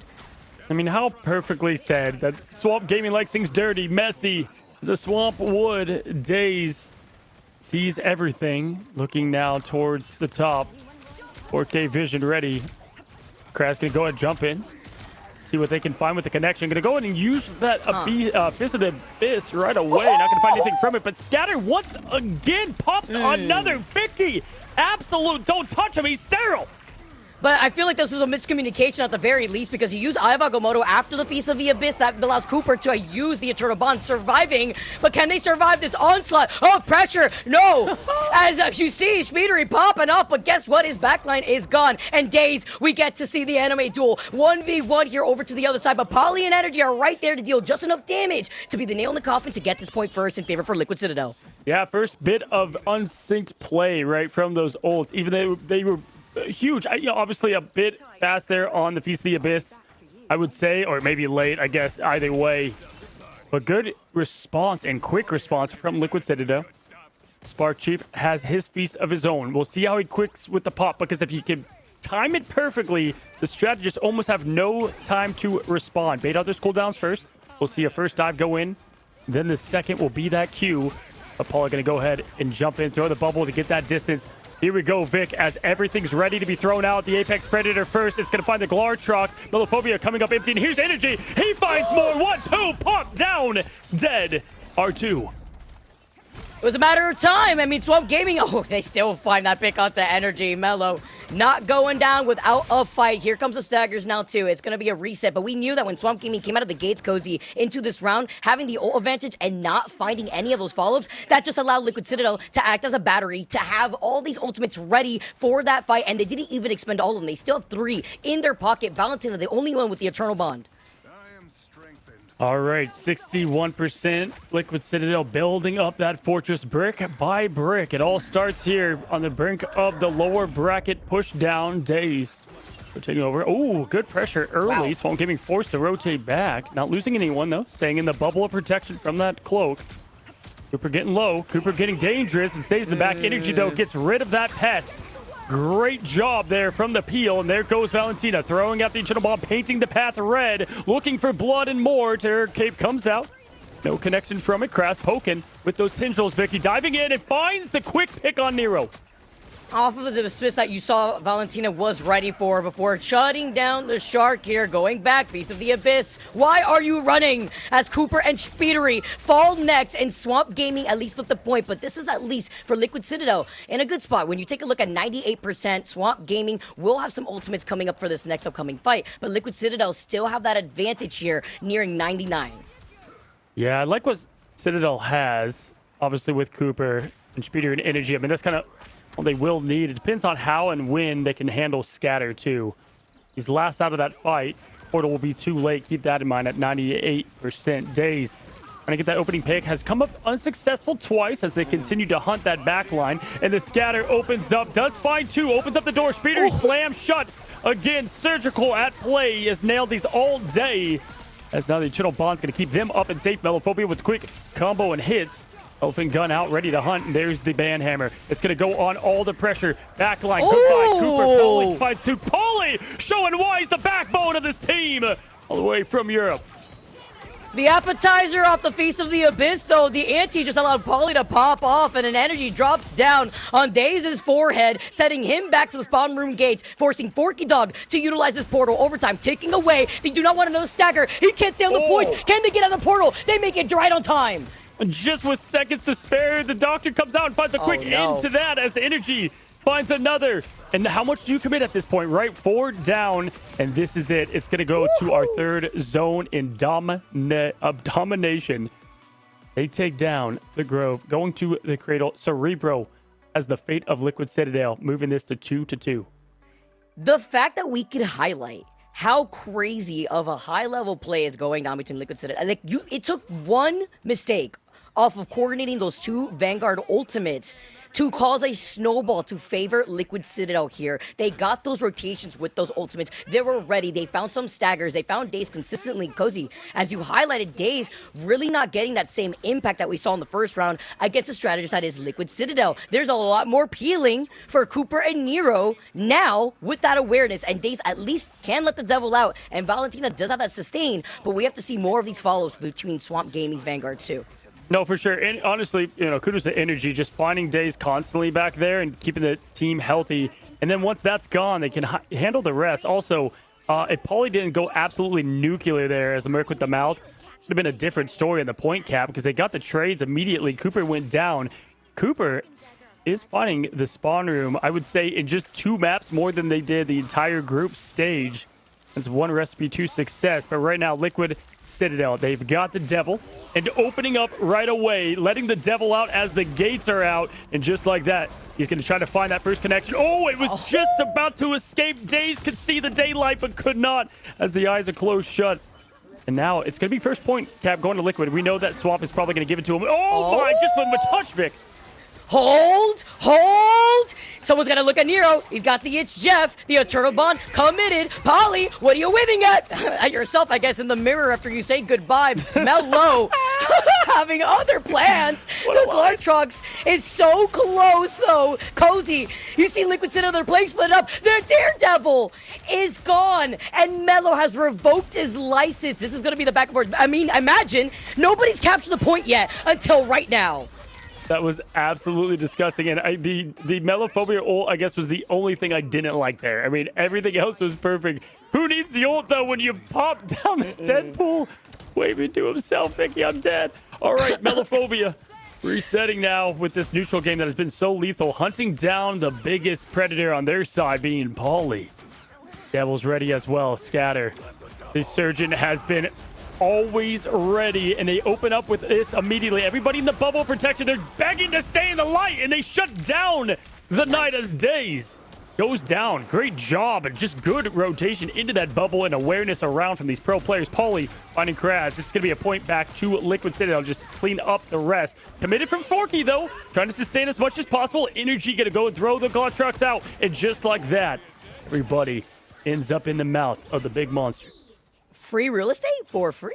Oh, man, I mean, okay, we'll take that. Thank you very much, Glartrox. He is evicting them out of the invisible boundary, but also really like the fact that they've constantly been shutting down Daze. I mean, it goes back to what you were saying, Cozy, that Daze, with back-to-back ults, just not has found that impact when it comes to dealing with this backline from Liquid Citadel, because Energy has had his head.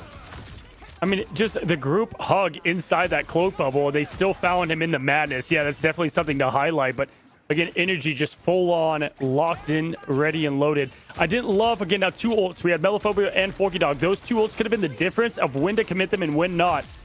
Little bit of miscommunication from Swamp, but they can recover easy. Scatter as that eye, and just like that, Paulie cannot even get the words out consistently. The Agamotto opens up, does get Paulie, and connects, though, as Spark Chief says hello, wakes up and gets the spark going for this team. Finding 3 in that feast.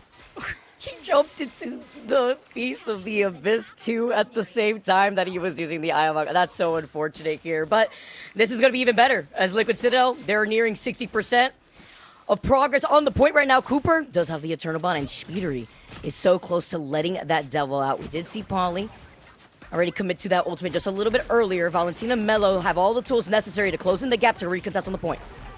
Polly now quickly with the quick rotations of the golden pistols. Remember, this Polly's building up over time as Deadpool does, getting XP in real time. Daze finally does get that backline connection. Nero going down, but the Eternal Bond comes out from Cooper to keep this team up even more. Daze to perfect play. Will have to stay alive. Speeder gonna let the devil out from above. Gonna go ahead and just capitalize. Delete. Gone. Visit the spawn. Valentina and Forky Dog couldn't even see the devil coming. Wait. What?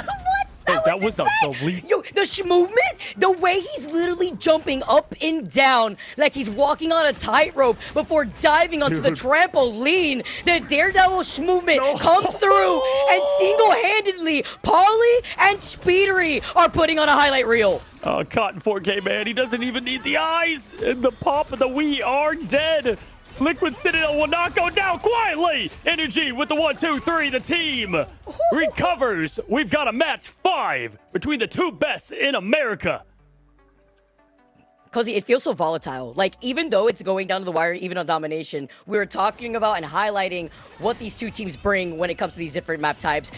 When you have Speedery on the Daredevil constantly shutting down Daze, I mean, it's back to the drawing board. It's about playing to your strengths off of those pillars. We saw that from Speedery. The Glartrox, no problem. It's going to eat another day because it's definitely not going to take a bite out of Speedery as we take a look at these stats. The follow-ups were chef's kiss as Polly is your MVP. 13 finals, by the way. Look at the damage impact. 20k for Polly, 28 for Energy. Try to diff that together with Mello, who has those 11 final hits, but with only 27.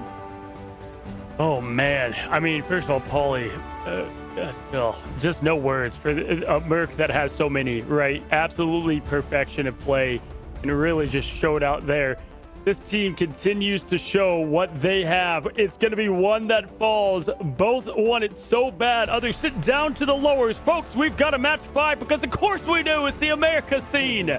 Don't go anywhere. Quick break, and then we're back to the heat.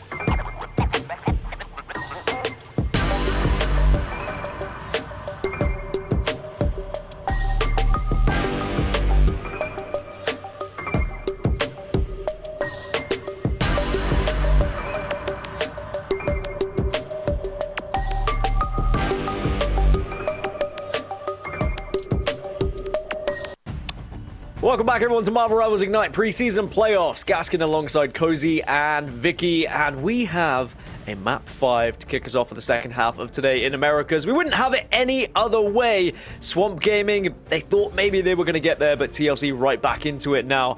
Cozy, do you think this is now a case of individuals having to step up to the plate going into this uncharted territory once more? Or is there anyone you feel like has been underperforming, overperforming? You know, it's funny because it's like, we've been talking about these teams having so many great players across the board, no weaknesses without, but they're always anchors, and those are the ones that need to step up in the biggest moments. Melophobia is doing just that, I gotta be honest, on the opposition, but Paulie, man, I would say Spark Chief struggled definitely at the beginning of that map 1, but recovered greatly in terms of just the comms and the follow-up after. So it's been great to see that, and that just enables the rest of the team, right? And then Speeder, you can go ahead and feast with it. But Shin Shibuya being the map of choice here from the team of the Swamp. Gaskin, from what we've seen from them, what do we like about this? I mean, this is a pretty good map for them, for sure.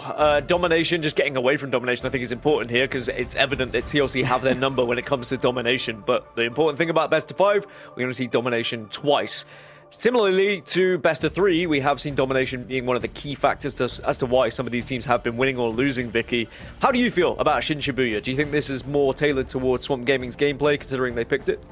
Yeah, I honestly, I feel like it was also like really close though when it came to that last series. I believe it was the first week within group stages. They went all the distance versus Energy after they wanted to go face off against Energy in Shin Shibuya. But as you mentioned, they feel pretty comfortable here, and if you enable the Daredevil, this is where it could shine.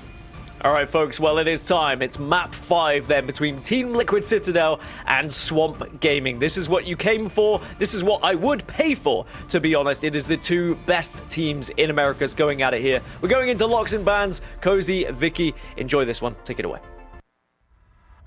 Vicky for the 2-1 seeds to have it all come down to Shin Shibuya. Are you kidding me? The map back into the rotation. We find ourselves here, and this is exactly how it all drew up, right? Group A, top seed. Group B, top of the seed. What would it look like when the two Titans clash? Exactly what you see in the movies. I mean, you couldn't say it any better. How do they adjust, you think, here? Because, again, I don't think the big ban phase is anything they have to worry about all too much.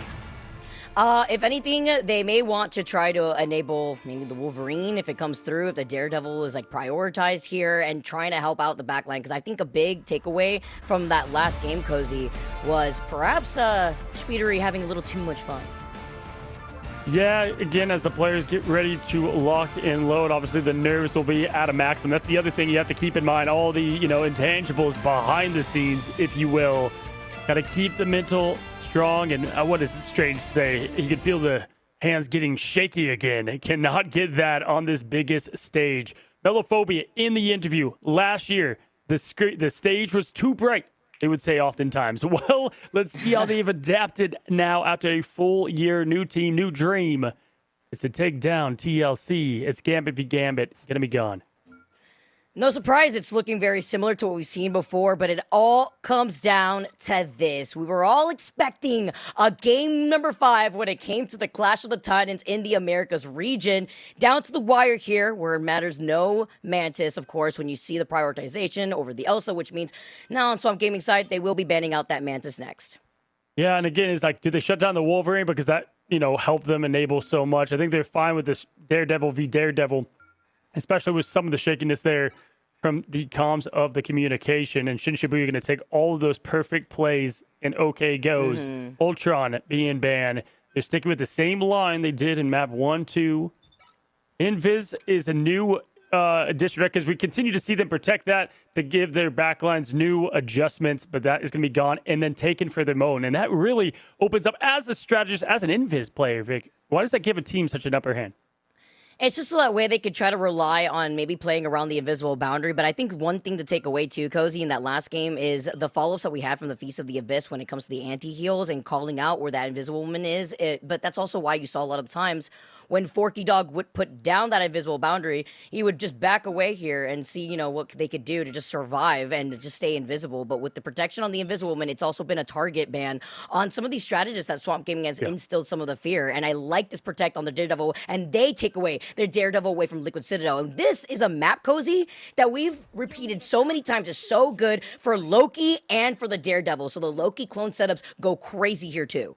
Yeah, first of all, it's the speeder target ban. That's very evident. But second of all, it's like, okay, if you take Invis and you ban it, we'll just take the things that can delete Invis in the ult, and that's going to be the devil himself, right? So I like just the counter response here, and we're seeing just two heavyweights go at it, both in the mechanical skill, but also in the knowledge that it takes. The VOD reviews, all those hard, long hours that people don't even think about. The time is now. The match is live. That's what people want. The energy is here, quite literally.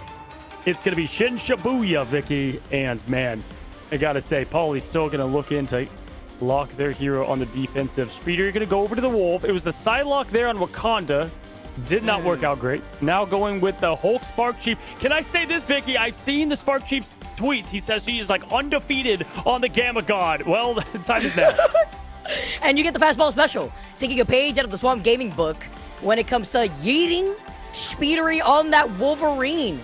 Trying to deal with Kraz as well, who's going to go over onto the Doctor Strange. I'm probably expecting that portal opening as we keep seeing Swamp Gaming go for it, but you gotta be careful because Spark could put a stop to it if he also tries to find himself on the rooftop. Shin Shibuya is where it ends here for this series. Let's see which of these teams will come out on top. You already saw him bounce away, by the way. They were calling him out because they have the information from their own Daredevil. And Kraz going to be on the Strange now because Scatter gets that tank pool. They've been waiting for it. We've seen such great play for so long. Going over to the Cap himself. What a way, an historic matchup. Paulie Kraz talked about so much as the man of freedom. Which team will set their team free into the winner's bracket? Well, we're not going to find out right now because things are paused for a second.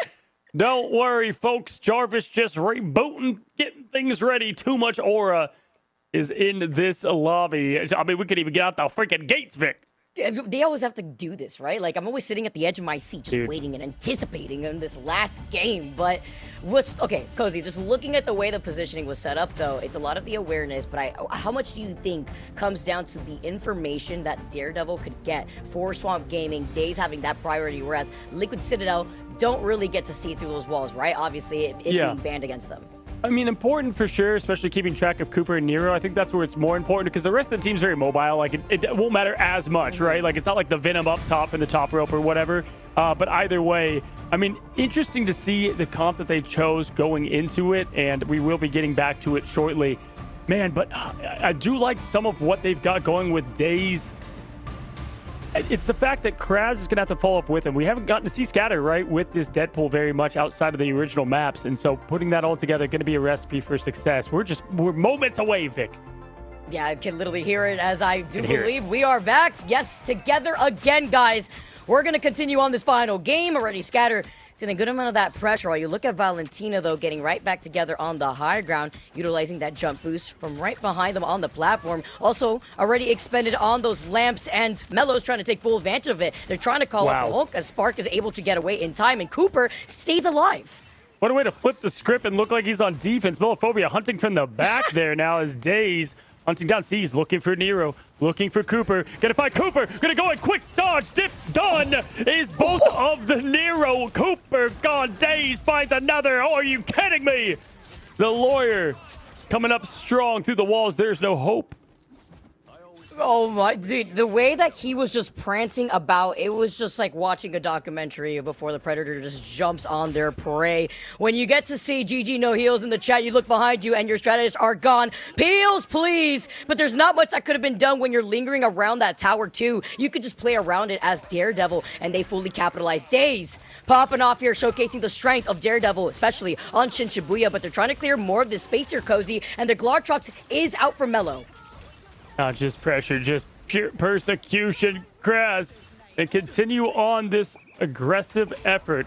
We'll see now as Speeder goes to Namor. Again, this was the Speedery ban. We got to see how he adjusts because they know how to get a little bit of the hole to have the flood fill up the swamp and get them the win. Scatter now going to be on the point, looking for more, building up not only that XP, but more with it. Paulie finds the trade with them. Both Vanguards down. It's 5v5, and there's the dinner time love, but nothing coming from it. They come up empty as Mellow Energy has matched these so perfectly the last couple of matches, but look at the perfect positioning up from the top. Day's not moving a muscle.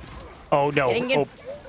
Oh, he forces out the lamps, though. That's fine. Daze is just going to back away. But you know what? You also force out the Eternal Bond. If anything, that could be a win-win on a reset here. Even though Pauly does find Mellow, Swamp Gaming have 3 ultimates ready to go. But I'm looking at the Groot Hug. As you let the devil out, Spark Chief could yeet it out. Cooper gets the copy. Eternal Bond, Groot Hug with the Strangling Prison. But you still find Nero if you're Daze. So sustainability is there for Valentina, activating the Kumio Unleashed. But then is met face-to-face with the Moby Dick over there, with the whale crashing down over their heads. The Fox comes out and is drowned out by 1,000 tons of the ocean. My gosh, a scatter pops off.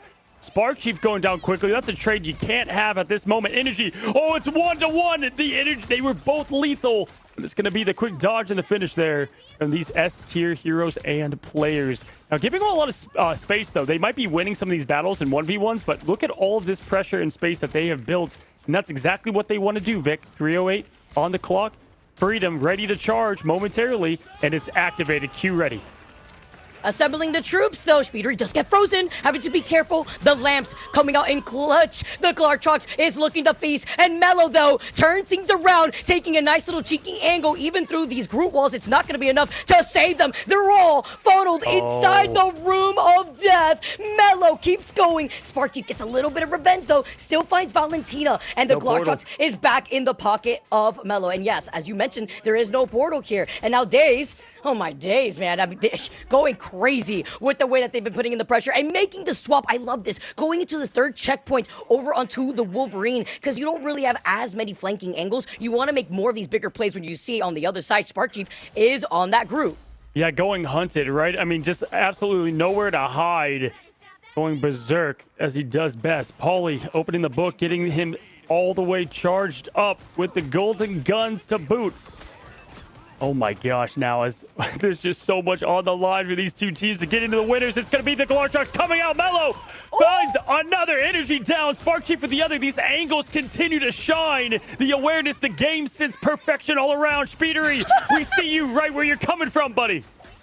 You won't be able to hide when there's only so many options for you to get away. And also, it looks like they're trying to force out the Sacrifice right behind them as Cooper went down earlier too. Pauly does have that banhammer. We know how strong this Vampool has been able to scale up together with Scatter, who already utilized that before. The bubble also going down. What are you waving at, though? Have they been able to find one? As the pressure is still on it. It looks like it's onto Kraz, who takes so much damage. Pauly gets that pick. The Eternal Bond isn't going to be enough. You have the invisible boundary, and this may actually force out Swamp Gaming to respect the space. This is a must-win fight for Liquid Citadel. They cannot allow 2 minutes 40 seconds on, and luckily the Vanguard stepping up, finding 2-3. Down it goes, and just like that, 2:30 is going to go down to at least about a minute. But Swamp Gaming has 2 big-time ults to get the exclamation point they're looking for. This is quite literally going to be graphics cards begging for life. Color shows Coachella out here with the Luna Snow. Look out for it. Cooper ready to go. There comes the Glartrox. Energy finds 2, but the wall pops, finishes, dives. There's so much going on, Vicky, but Swamp Gaming coming out on top. I'm getting whiplash. I'm looking at Daze just pop off over to the right side. Mellow clapping back. Then you have the Glartrox. A nice little freeze, though. Energy just trying to stall for as long as possible. Even through these group walls, though, they still lose out on Daze. Spark is trying to answer together. But with that last stand, they don't save Forky Dog. Portal play now coming out of Kraz. Minute 48 seconds, still so much time, and it feels like it's just an overtime. But here's Cooper. Powers are his. Invisible boundary coming up shortly, giving this team a bit more room to breathe. And if you are Swamp Gaming, just get out of there. Let that thing cool down. Energy Nero find 2. The reset is on, and Liquid Citadel standing strong as the fortress that they are in this American scene. They've rebuilt the foundation, and they've kept this building up from getting set on fire. Look at how close that payload was, by the way, to the finish line. They were holding up to the spawn room gates, and Spark was answering back with these group walls. It's coming clutch. Banhammer activated here, too, online for Pauly, as Mellow is waiting with that Glartrox. All the extra damage is up to Nero to stay alive here, but having to call out with this invisible boundary to save them from the Glartrox. Yeah, I want to see where Speedery rotates in, as we're going to have the Banhammer go in. No, it's going to be the other side. It's going to be the defensive ult here coming from Pauly. And now, just like that, Energy finds the best in Kraz. This gives the team a bit more of that survivability to Q's. The W press forward, holding strong, aggressive is their name. 45 seconds left, Vic. Energy close to the Predator. The Monsters hungry for the finish and the closeout to shut them down. 3.5 minutes. We're on the clock now, whittled down to 30. More energy. More energy. That's what we're seeing right here. And we see Energy just continuously putting in the pressure. Kraz swapping over to the thing, though. They have some of these ultimates online. And the car trucks, though, it's up to the other side. And it catches Valentina. No sustainability. It's another big one. And remember, Cozy, we did see Swamp Gaming utilize that portal. I don't believe they have it. It was like during a minute and 40 so seconds. Right. So they will not be able to recontest here with that portal play. Oh my gosh, just grabbed and gone and devoured. It's going to now be on Energy, getting it done in the neutral. Look at the sustain from Kraz. How long can he stay alive? Daze does find a pick, but down goes the Vanguard. Valentina pushing up. Eternal Bond trying to give them a little bit more of the path to victory. Lanterns popped out early from Cooper. Going to be a big cooldown to keep your eyes on here as Paulie goes in. We'll see how many of them caught that Daze close to the Berserker. Scatter has his ready, but Paulie puts the neutral in his own hands with his shields going up. But it's going to be Swamp Gaming going down as Paulie's in the backline. Once again, Cortana's out. Golden time yells down the Merc. Vicky, overtime ticking. Golden time here. He's got the ban hammer. It's time to go crazy here. Was that E though raiding? Maybe not finding the impact, but maybe with some help of the group walls as Forky has the dance off you were mentioning. Fate of both worlds. It's going to happen for both ends here as a dive down comes in the wall to their backs. It doesn't seem like it's enough, but at least isolating Polly allows them to have the number advantage. Kraz also taking a huge chunk of that damage. Somebody look at Energy. No one is paying attention. They group them all together, and he is just farming Cozy. Yo, he didn't miss a shot. And then the aura form with the Galar trucks to boot, quite literally putting it in his own hands. But the portal's going to be coming online here pretty shortly if they keep up the sustain. But no, Energy now just having fun out there in the gun range. Are you effing kidding me? I mean, Vic. Dude. What an absolute hold. Energy was just, playing a different game. He was in the farming simulator, man. Yo, that was actually insane. He was doing his herb runs. Did you see that Psylocke Mellow? I think it was Mellow, dash midair and deleted. Couldn't even react to the combo. Why did we TP so early, man? I liked it at the time because the pressure was so immense. There's so much time on that clock. But yeah, I mean, oof. And it's a bummer the way things traded there at the end because, man, ult economy-wise, they were just always kind of right there ahead to match and, watch the Luna go and then show what you have on your own side. But, hey, listen, this is a tough defensive map. Or offensive map to penetrate through the defense. So we'll see if Liquid Citadel can do just that against Swamp. You also can't, tilt, right? Because we saw that they were up in numbers when they went back onto that cart. We saw a wall come up, prevent the healing from actually allowing Daze to come right back together with the rest of the team. They were holding all the way up close to spawn. Then we saw that rather late portal play to so that way they could desperately get right back onto the point when everybody from Liquid Citadel were coming out of their spawn room gates. Now, the tables have flipped. And the script writers are hard at work. We know how difficult it is to try to get through this choke. So we have to see from the other side what Swamp Gaming is going to do when it comes to holding out. The error of margin is razor thin, and so is the talent between these two teams. We finally get a peek at the top scene of America. It comes down to this, as you said, Vic. Now, looking forward, again, one team with the devil, other not. Portal opens, Magic ready. Spark Chief going to go ahead and go on to the Symbiote. Changing quickly, gets that team locked and loaded. Kraz knows to jump in because they do have the 5v6. So you closing quickly as Spark has to make his way back. And just like that, going to be everybody diving into this. No elims from it. Scatter is going to go ahead and rotate into the point now.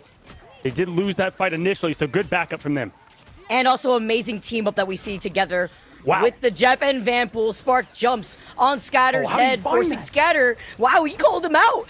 Daze 2 at least gets a trade-off here. That's 2 out, but Speedery also clapping back as Cooper's at least still alive with the sustainability for the rest of Liquid Citadel. It's up to Mello now to put his name back on the board. The 1v1 versus the Elsas. He also gets focus from down below. Speedery trying to call him out as we also have the Venom v Venom. It's ditto matches everywhere. Noel is applauding, man. Symbiote be Symbiote. And I cannot believe how well of a job Swamp did to survive all that because they were able to pick off one, fall with the 2, but it was the strategist that again enabled this team to do what they've done so well. The newest pickups to make what Swamp is Swamp. Melophobia has the Predator.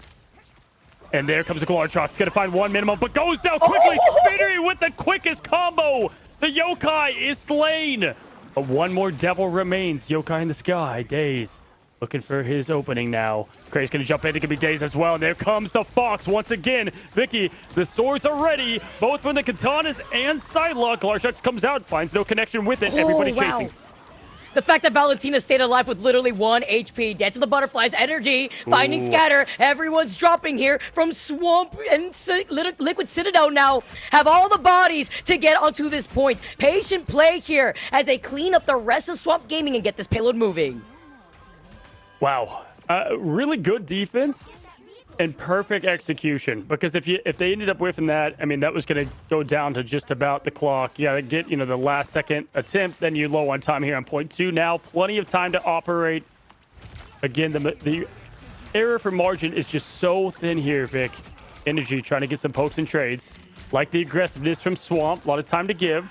Look out for this Feast of the Abyss. Kraz has to nail this with Daze. This is going to be their opportunity to make up what happened on the last 2 maps with that communication. Here comes the Venom, up, down, close. It's going to be Nero, though, keeping them alive. Short on health, stays in it. Letting the devil out, though. Somebody called the Exorcist, because at the moment, Liquid Citadel don't really have that sustain, but look at the way they're kiting away. I love this look. They completely shut down the aggression from Daze. At the very least, though, they buy themselves some more time and also feed into those strategist ultimates. Vicky, watch out here. Cooper has such a big opening, and this is an awesome point of the map. How did he survive that energy? Are you kidding me? With a speck of health to the name, Elsa slays down the devil. Cooper getting Forky out of this, and that's going to force all the Swamp to get out of there. Point pushing forward, 3 minutes, 10 seconds.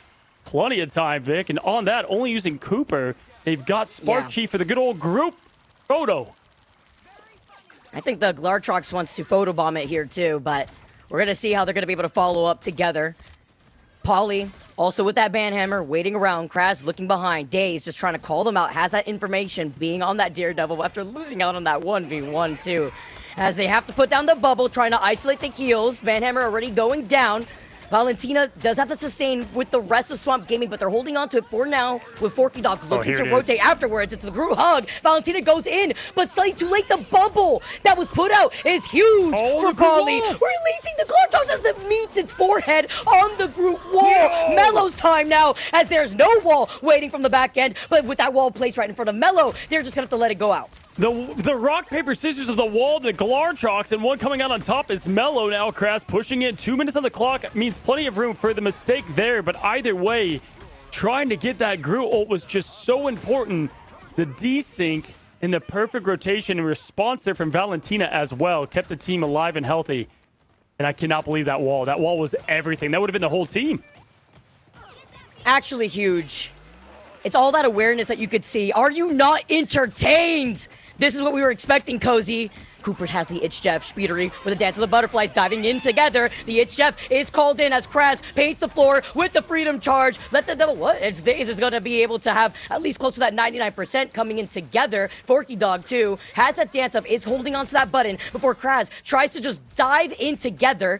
And it's Liquid Citadel who are just trying to also take a different roundabout rotation, trying to rotate from that low ground.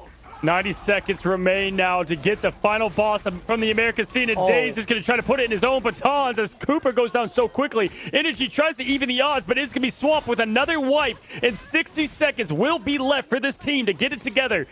80%. They do have the ults needed, but Vic, time will be ticking so short. They've got to play perfect from here on out. Forky only bit of defense, but we know what Melo can do. He likes it so aggressive here with these Glartrox. Once again, I would not even be surprised if he just dashes in with the quick flip from the top. Watch for his positioning. This is so tight. We have less than 45 seconds on the clock now, and Cooper cannot get baited with these lamps. Pauly has that banhammer. Energy also have to go crazy. Nice little bubble, though, as Scatter tries to jump on their head. Diving in together is going to be Valentina to open up the gates aggressively to help enable Scatter. He dives over their head. Valentina takes out the claws to find Nero. It's a back and forth, but the number advantage goes in favor for Swamp Gaming in another team fight.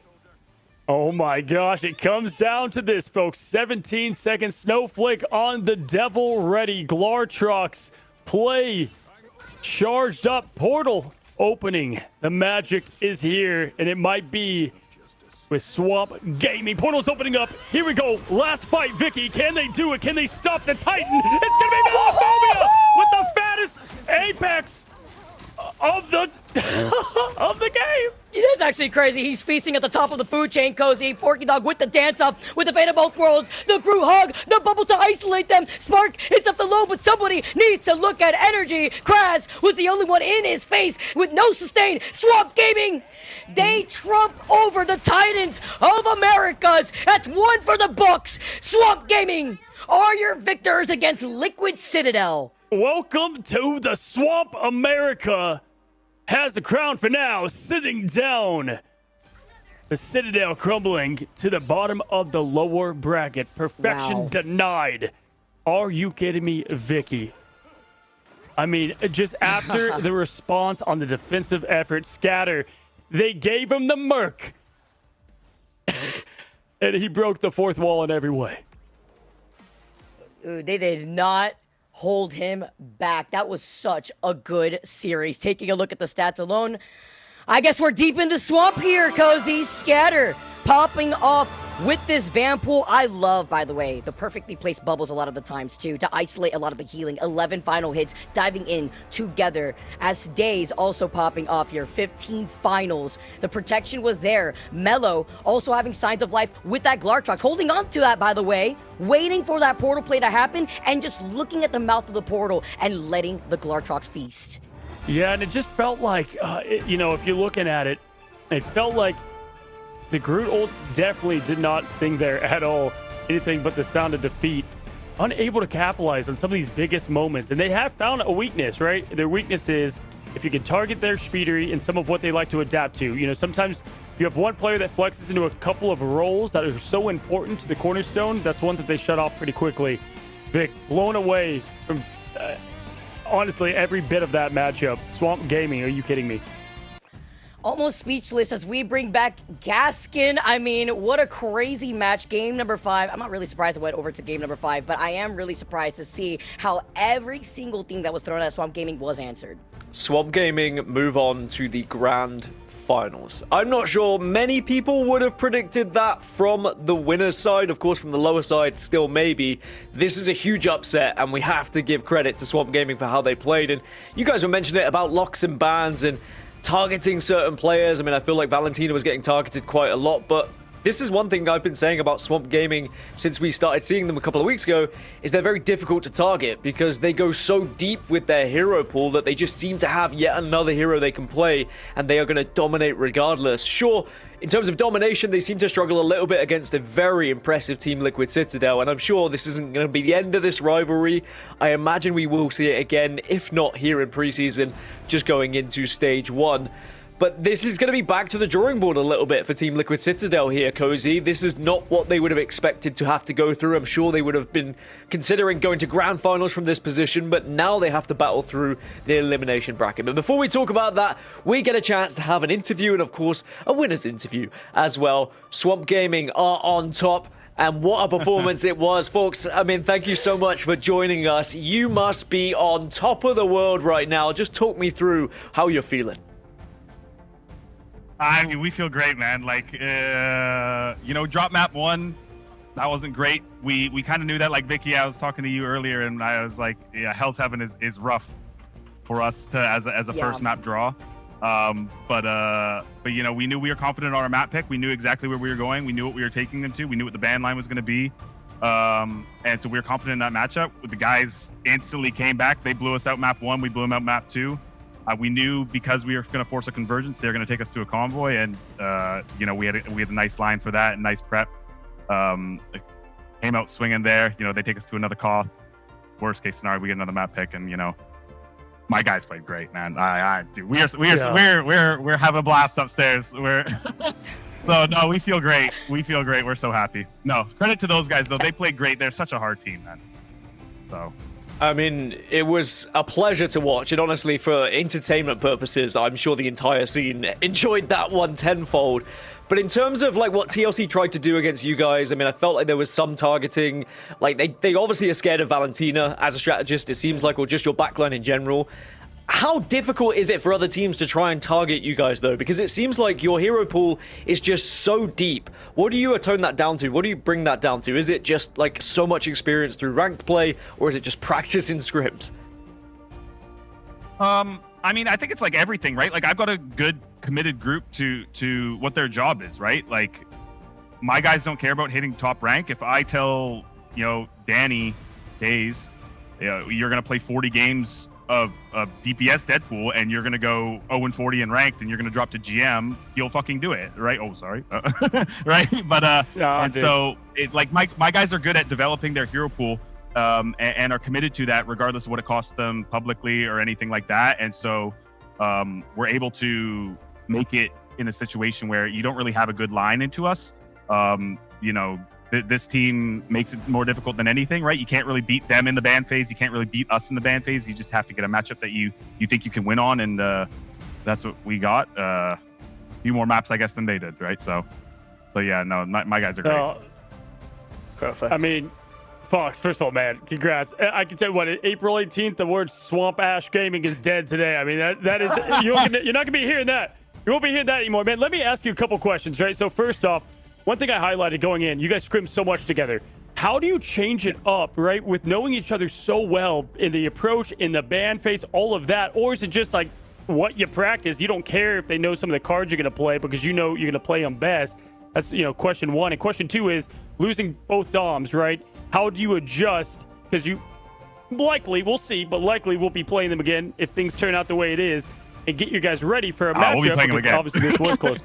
No.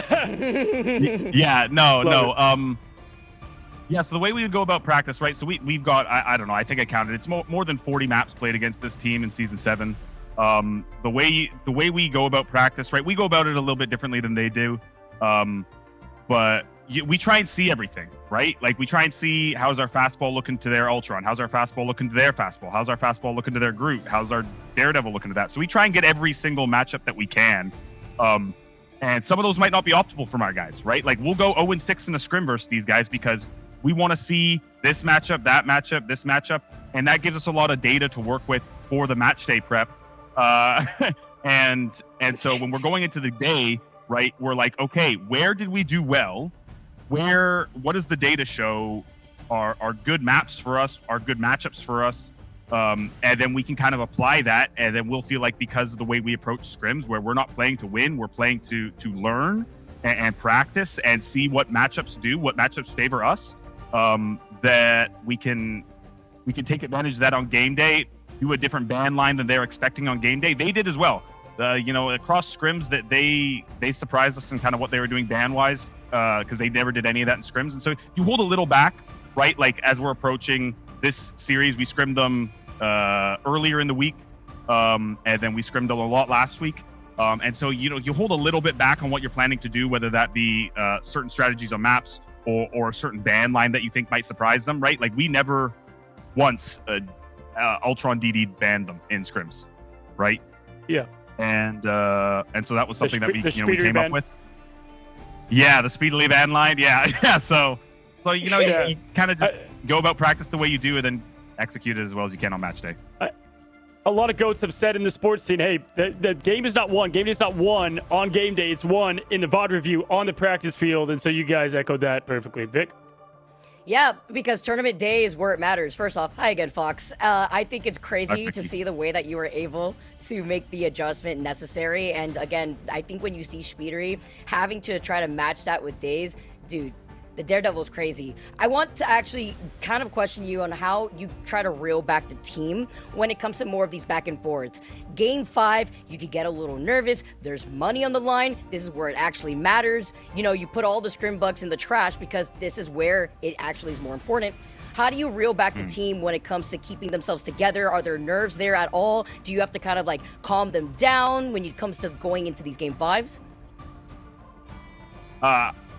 I don't really care about any of that. I kind of want them as energized as possible. The more energy, the better, right? Like, my guys, like I'm downstairs with my manager and Amadian watching the game, right? And we hear Danny and Forky screaming at the top of their lungs, and I like that because the communication gets it across, right? But we don't get that energy in scrims, right?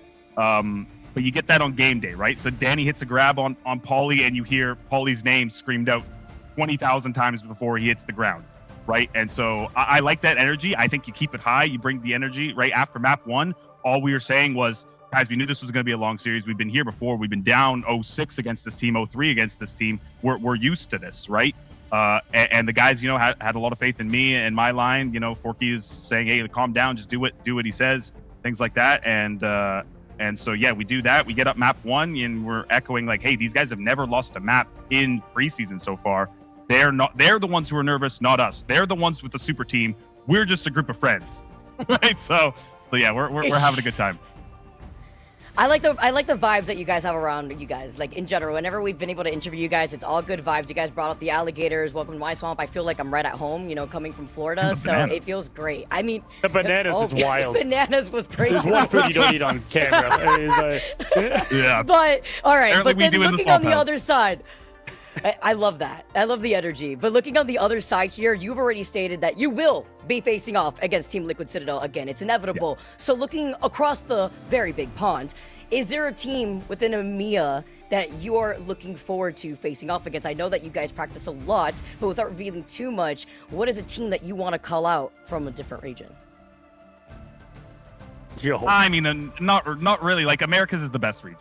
Right, like we see these power rankings, we see people putting Virtus Pro and Navi ahead of us. It's us and Liquid and the rest of the world. It's not close, right? As for teams that we want to play in other regions, I'm looking forward to play Gen G, right? Skittles and those boys, right? We're looking forward to that, and we're looking forward to playing Navi as well, right?